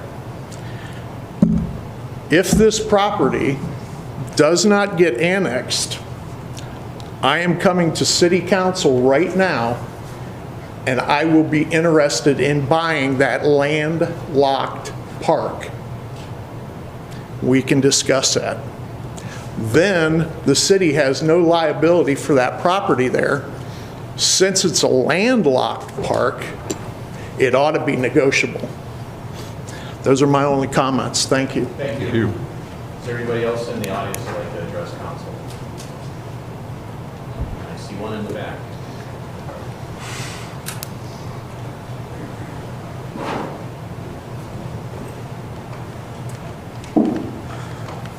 Good evening. My name's Dylan Denny. I live at 870 Mills Road, directly across the street from Mr. Separ. Councilman Dan Rosbert, you made mention of... Addressing council and that one. Correct. He made comments of the cost of these units.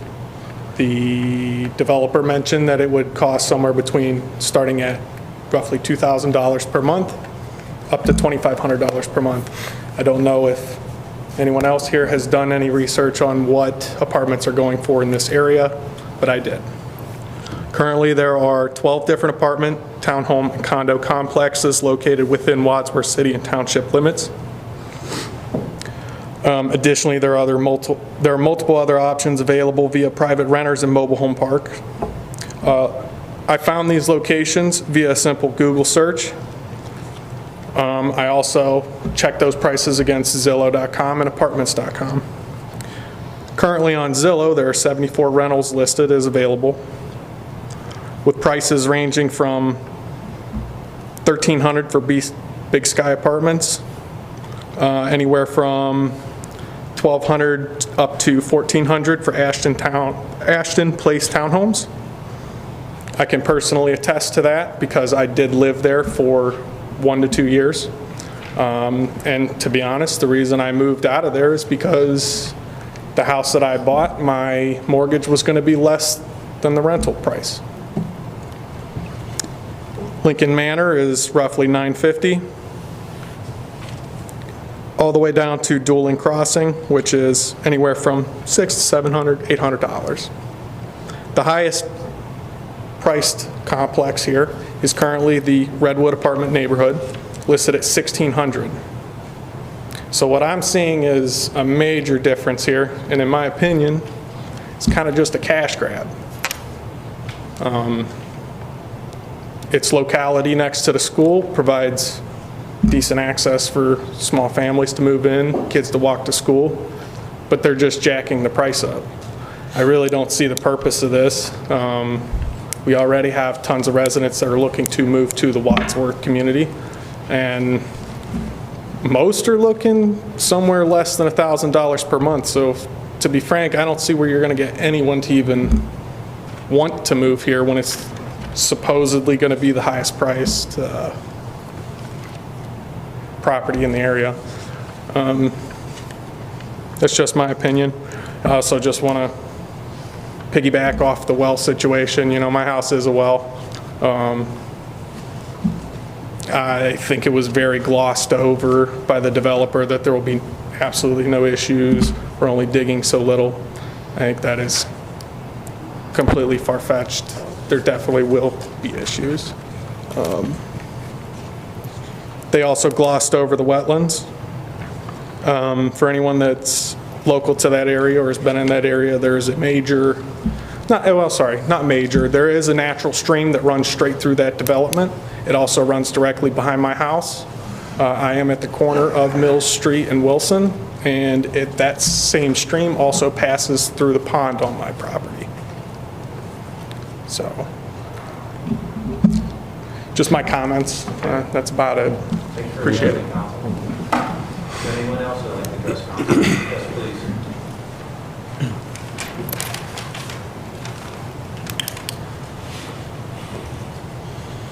I didn't plan on this, but my name is Sharon Aberle, A-B-E-R-L-E, and I live on Cayley Drive. And my backyard used to be just a creek, the back property line. And I have we moved in like 2002. And since then, when we moved in, my kids were 6 and 8 years old, and they were able to jump across the creek. A 6-year-old, an 8-year-old jump across the creek, and they played with a friend on the other, behind us. Now I've lost at least, the very least, 10 feet of property, because with every home that was built, the developers get rid of all the trees, which soak up the drainage, and the creek has, when it rains, and it rains badly, we on occasion do crest the creek, which now is no longer a creek, it's like this high. And when fresh water went in, it was even more destructive. My concern is all of that entire property is trees. And I know that we're swampland, or that there was environmental protection codes around that area, and we didn't even get rid of our brush and stuff. We just built the house, and I just am apprehensive about all those trees being taken down, and not to mention for 4 years the number of tires that I'm going to have to replace because of all the construction that's going up and down the road. And I really don't want to move. That's all. It's mostly the creek and the water and how that's going to even get worse. Thank you. Anybody else in the audience like to address council? I'll make it brief. Yes, please.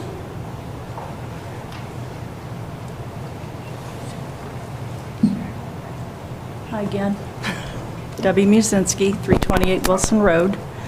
I did have questions also about the water. I live at the end of the dead-end street, which puts me right in the water belt.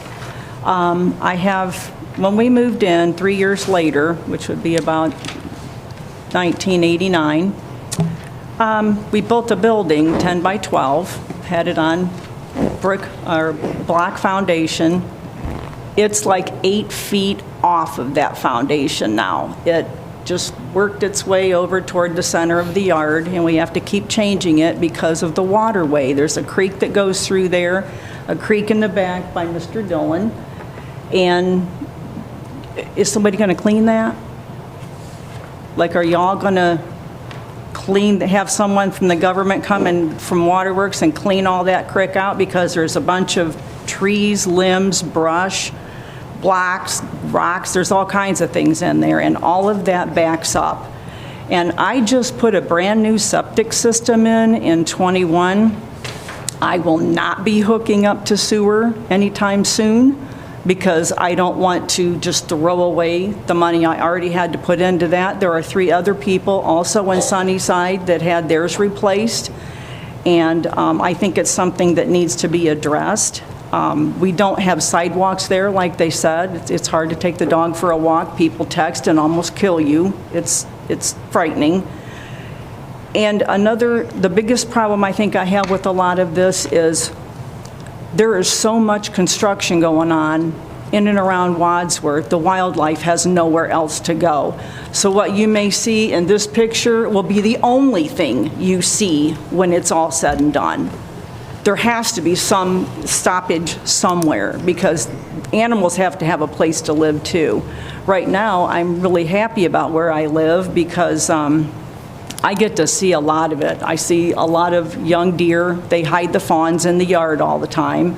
We have a lot of fox. We have eagles, lots of birds of prey. We have a lot of things, and I really don't see, I don't want a lot of that to disappear. I just want people to really think about what they're doing. I don't see any reason, like I said, for Mills or Wilson to go through to disrupt our little neighborhood, and I know that the guy said that it's not about the individual. Well, that depends on who the individual is. If it was one of you, would it matter? If you were the individual all this was happening to for the sake of building luxury apartments that have no business being luxury, and if they end up being empty, are they going to fill them with government subsidy? Are we going to have a lot of those people running around there then because they can't keep these apartments filled? Just something to think about. Thank you. Thank you. Any other comments? Come forward, please.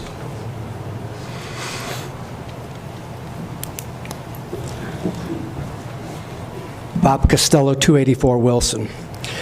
I didn't think I'd be talking or saying anything, but that is a swamp back there. They're going to have to do something with that water. It's going to wind up in the city sewers or something. You're going to have to deal with what that increased water volume is going to do to the city sewers there. If you have ever driven down Hartman, when it even pours over from far, over Hartman into that area, and then it gets to that little pond that's at Mill and Wilson, that is, it overflows the road going into the creek, and that's on a little bit heavy rain. We get that it's supposed to be the 50-year rain. We get that about every 5 years, the 50-year rain, where I've got video of walking through it in my boots. That's how high the water is coming through my backyard. That's what's coming from that area over there. Okay, that's one thing. You're going to have to deal with that water eventually. The other thing is, my wife was in a pretty serious accident going south on Hartman, trying to turn in a brook. They come flying over that hump right there, if you know where I'm talking about. I mean, if the city wants to be smart and not see somebody die there, maybe you should level Hartman and maybe have a little incline in a brook, but maybe level the street there. You might throw that into your financial plan of what's going on. Because you throw another couple hundred cars coming in and out of there, it's going to happen. It's a very dangerous left turn into Brook. So just take a ride over there, and I just ask any one of you, go and walk in that area. That it's a swamp. So, thanks. Thank you. Anybody else? Seeing none, we'll move into back to our agenda. Any correspondence? No correspondence. Brings us to committees and commissions. Public Service Committee, Councilmember Studmeyer. The next Public Service Committee meeting will be on Tuesday, March the 11th, 5 p.m. That is a half hour early here in council chambers. Public Safety Committee, Councilmember. Thank you, Mr. President. Next meeting of Public Safety will be on Wednesday, March the 12th, and as of right now, I think the meeting time is going to be changed to 4 o'clock in the afternoon instead of 6 o'clock. We're still working on that. Okay. Mr. Yurchek's not here. Economic Development Planning Committee will meet Monday, March 10th at 5 p.m. in these council chambers. And the residents in the audience, if you would like to come and address them at that time, it's appropriate. Committee of the Whole met tonight at 6 o'clock. We also had a work session at 5 o'clock. Airport Commission, Councilmember Stugmeyer. The next Airport Commission meeting is yet to be determined. And Stormwater Commission, Councilmember Copley. Next meeting of Stormwater Commission will be Tuesday, April the 8th at 5 o'clock p.m. here in Council Chambers. Shade Tree Commission, Councilmember Hines. We're going to be meeting April 22nd, which is a Tuesday, here at 5 o'clock in council chambers, and that will be our first meeting of the season. I'm sure there'll be a lot to talk about. Yes. Planning Commission will next meet Monday, the 24th of February at 7 p.m. in council chambers. Cemetery Board, Mr. Yurchek is in here, will meet the 19th, tomorrow, Wednesday evening at 5 p.m. in council chambers. Cable TV Commission, Ms. Hanlon. We will next meet on Thursday, April 3rd at 4 o'clock in council chambers. And Senior Citizens Commission, Councilmember Parrish. Yeah, the Senior Citizens Commission and the Suprema Center, next big event is March 8th, and it's Saturday from 2 to 4. It's their spring fling. And they're doing this in conciliation or in coordination with the Student Council of Wadsworth, and they brought this proposal to the Senior Center, and I think it's going to be a great event for both the seniors or the juniors of high school and the Senior Center. And our next meeting is April 7th at 3:30 at the Suprema Center, and that's a Monday. My apologies to Councilmember Rosberg, who I overlooked on Public Ways Committee. Your next meeting, sir. All right, Public Ways will next meet on Monday, March 10th, 6 o'clock here in council chambers.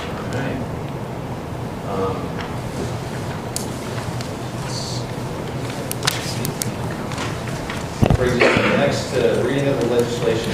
Clerk, please call or read the legislation. Okay, we have first readings this evening.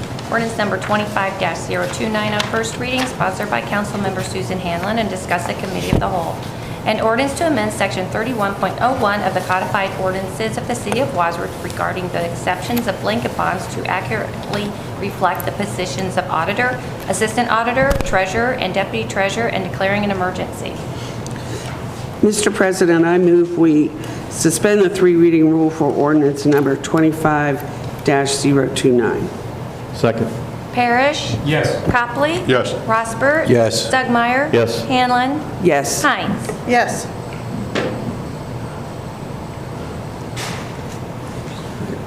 Mr. President, I call the question on ordinance number 25-029.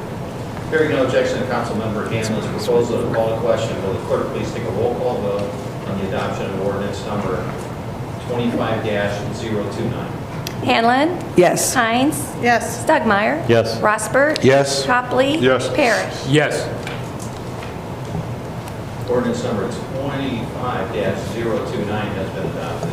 Ordinance number 25-030 on first reading, sponsored by Councilmember Jeannie Hines and discussed at Economic Development and Planning. An ordinance approving the execution of a job creation grant program agreement with Midwest Integration and Automation consistent with the guidelines attached to ordinance 20-095 and declaring an emergency. Mr. President, I move that we place ordinance number 25-030 on second reading. Second. All in favor? Aye. Any opposed? Ordinance number 25-030 has been placed on second reading. Ordinance number 25-031 on first reading, sponsored by Councilmember Dan Rosbert and discussed at Public Ways.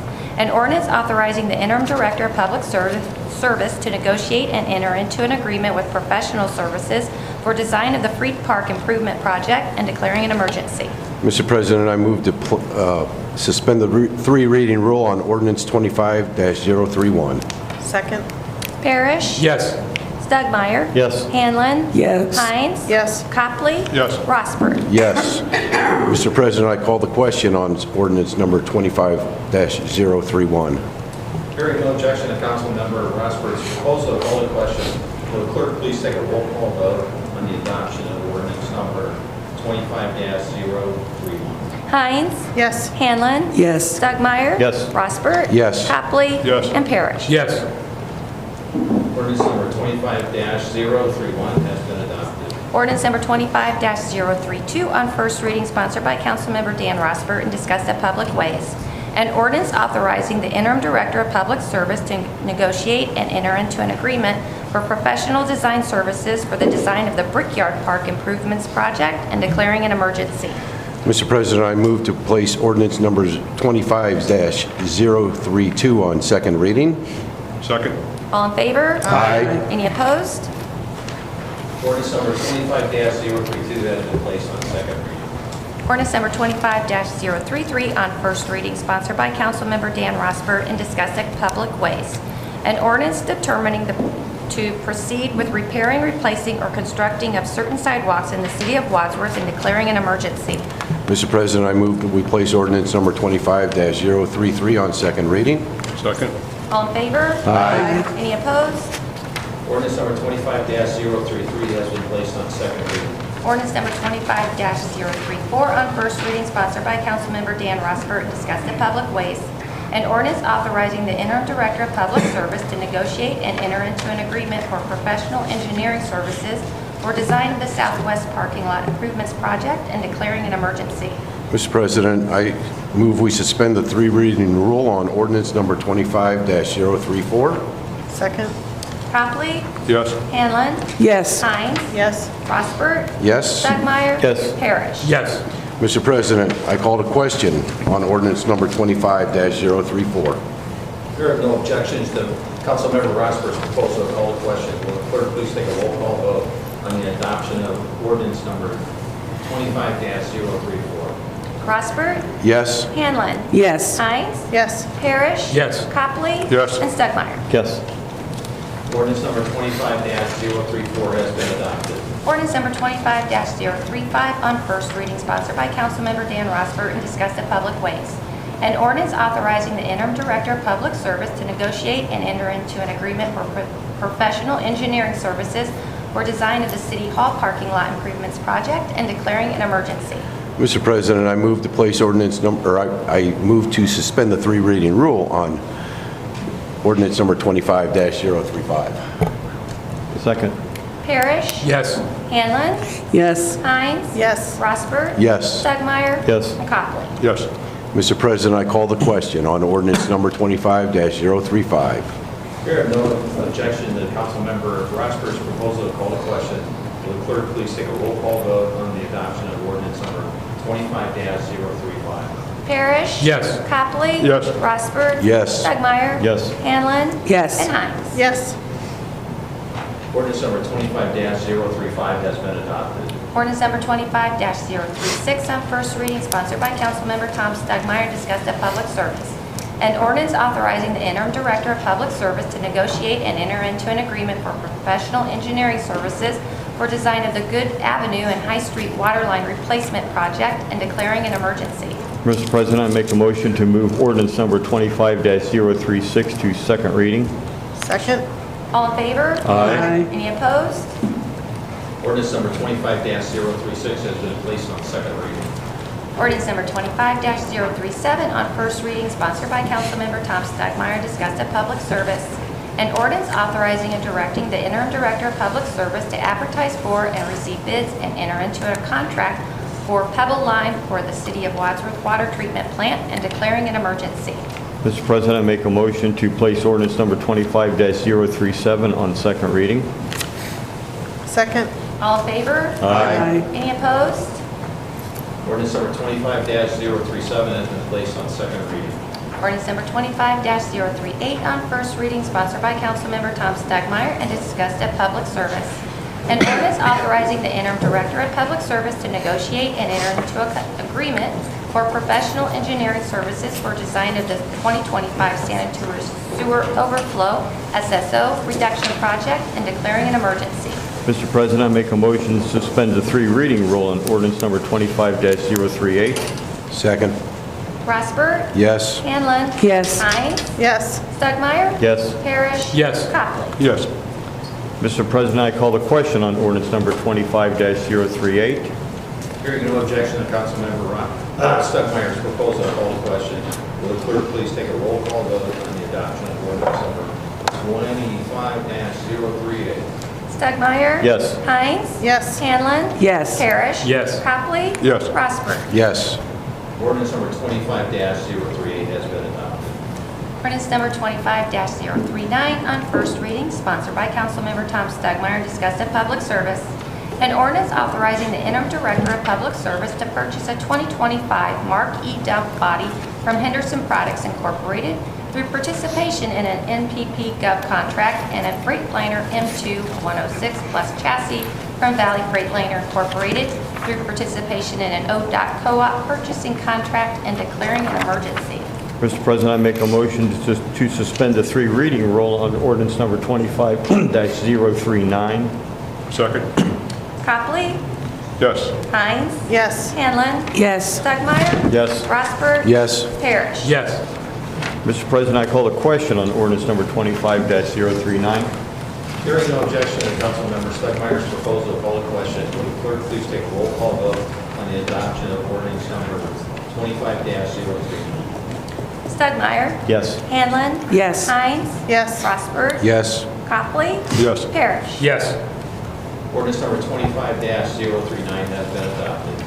Ordinance number 25-040 on first reading, sponsored by Councilmember Tom Stugmeyer, discussed at public service. An ordinance authorizing the interim director of public service to purchase materials for CityLink's fiber to the home fiber project from Gray Bar Electric through the Omnia Partners Public Sector Cooperative Purchasing Organization, or a vendor offering a lower price on a specific item under another state-approved purchasing cooperative and declaring an emergency. Mr. President, I make a motion to move ordinance number 25-040 to second reading. Second. All in favor? Aye. Any opposed? Ordinance number 25-040 has been placed on second reading.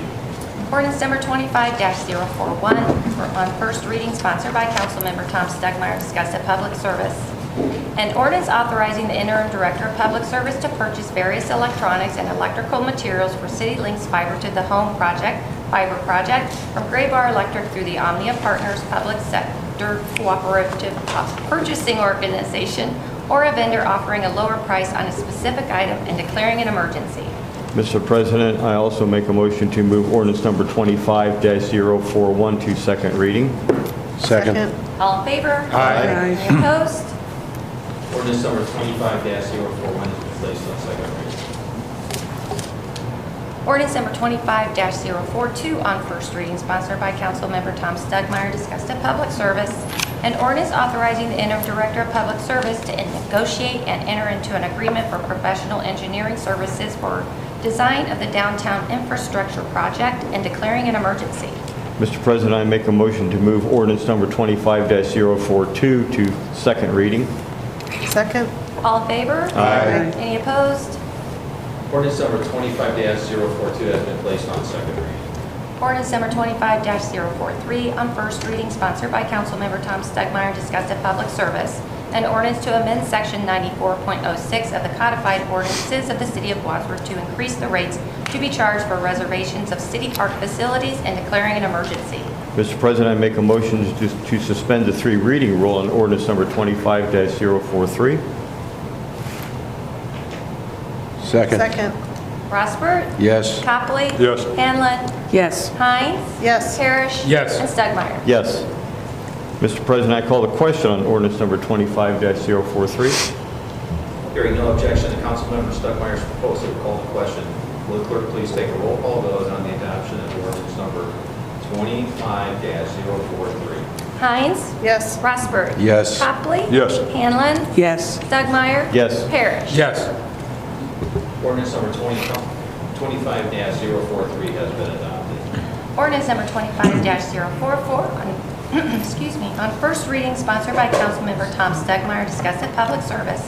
An ordinance to amend section 51.05 of the codified ordinances of the City of Wadsworth to increase the rate to be charged for a yard waste sticker and to declare an emergency.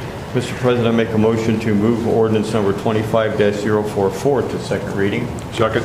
All in favor? Aye. Any opposed? Ordinance 25-044 has been moved to second reading. Ordinance number 25-045 on first reading, sponsored by Councilmember Jeannie Hines and approved by the Planning Commission. An ordinance accepting public right-of-way of College Street and public easements as shown on the plat of parts of City of Wadsworth lots 122 and 126 as approved by the Planning Commission on February 10, 2025, and declaring an emergency. Mr. President, I move that we place ordinance number 25-045 on second reading. Second. All in favor? Aye. Any opposed? Ordinance number 25-045 has been placed on second reading. Ordinance number 25-046 on first reading, sponsored by Councilmember Ralph Copley and discussed at Public Safety. An ordinance authorizing the Director of Public Safety to purchase two 2025 Ford Explorer hybrid police utility vehicles for use by the Wadsworth Police Department and declaring an emergency. Mr. President, I'd like to suspend the three reading rule on ordinance number 25-046. Second. Rossbert. Yes. Hanlon. Yes. Stugmeyer. Yes. Parrish. Yes. Hines. Yes. Copley. Yes. Mr. President, I'd like to call the question on ordinance number 25-046. Hearing no objection to Councilmember Copley's proposal to call the question, will the clerk please take a roll call vote on the adoption of ordinance number 25-046? Parrish. Yes. Stugmeyer. Yes. Rossbert. Yes. Hines. Yes. Copley. Yes. Hanlon. Yes. Ordinance number 25-046 has been adopted. Ordinance number 25-047 on first reading, sponsored by Councilmember Ralph Copley and discussed at Public Safety. An ordinance authorizing the Director of Public Safety to purchase 4 LifePak 35 heart monitors for use of the Wadsworth EMS Department and declaring an emergency. Mr. President, I'd like to suspend the three reading rule on ordinance number 25-047. Second. Stugmeyer. Yes. Parrish. Yes. Hines. Yes. Rossbert. Yes. Copley. Yes. Hanlon. Yes. Mr. President, I call the question on ordinance number 25-047. Hearing no objection to Councilmember Copley's proposal to call the question, will the clerk please take a roll call vote on the adoption of ordinance number 25-047? Hanlon. Yes. Stugmeyer. Yes. Parrish. Yes. Hines. Yes. Rossbert. Yes. And Copley. Yes. Ordinance number 25-047 has been adopted. And we'll move to our third readings, resolution number 25-01 on third reading, sponsored by Councilmember Susan Hanlon, discussed at Economic Development and Planning. A resolution authorizing and directing the interim director of public service of the City of Wadsworth to enter into a pre-annexation agreement with Addison Wadsworth LLC and Alan B. Guerin, Eric P. Vance, and Kathy D. Hayes, co-trustees of the Vance Family Revocable Trust, and declaring an emergency. Mr. President, I call the question on resolution number 25-01. Hearing no objection to Councilmember Hanlon's proposal to call the question, will the clerk please take a roll call vote on the adoption of ordinance resolution 25-0. Parrish. Yes. Hines. Yes. Rossbert. Yes. Stugmeyer. Yes. Copley. No. Hanlon. Yes. Yep. Resolution number 25-01 has been adopted. Ordinance number 25-020 on third reading, sponsored by Councilmember Jeannie Hines, discussed at Economic Development and Planning. An ordinance declaring a 180-day moratorium on the issuance of any conditional zoning certificate or zoning permit for any public rental storage, mini warehousing, building project that has not been placed on the Planning Commission's agenda by the date this ordinance becomes effective, and declaring an emergency. Mr. President, I call the question on ordinance number 25-020. Second. Hearing no objection to Councilmember Hines' proposal to call the question, will the clerk please take a roll call vote on the adoption of ordinance number 25-020? Parrish. Yes. Hines. Yes. Rossbert. Yes. Stugmeyer. Yes. Copley. No. Hanlon. Yes. Ordinance number 25-020 has been adopted. And our last one is ordinance number 25-023 on third reading, sponsored by Councilmember Susan Hanlon and discussed at Economic Development and Planning. An ordinance to amend Chapter 153 of the codified ordinances of the City of Wadsworth with regard to the subdivision regulations and declaring an emergency. Mr. President, I call the question on ordinance number 25-023. Hearing no objection to Councilmember Hanlon's proposal to call the question. Will clerk please take a roll call vote on the adoption of ordinance number 25-023? Yes. Parrish? Hines? Yes. Copley? Yes. Hanlon? Yes. Stugmeyer? Yes. And Rossbert? Yes. Ordinance number 25-023 has been adopted. Any other business from administration? Comments, council? I'd like to make a statement that I believe our streets, parks, and our maintenance guys did an excellent job with snow removal. They fought hard, and I think they won. So hats off to that big group. Anything else? Hearing nothing else, I'll entertain a motion to adjourn. And So again, moved. People in the audience, if you would like to talk to council, please, speak freely after the meeting. Second on the motion. So We are moved. adjourned.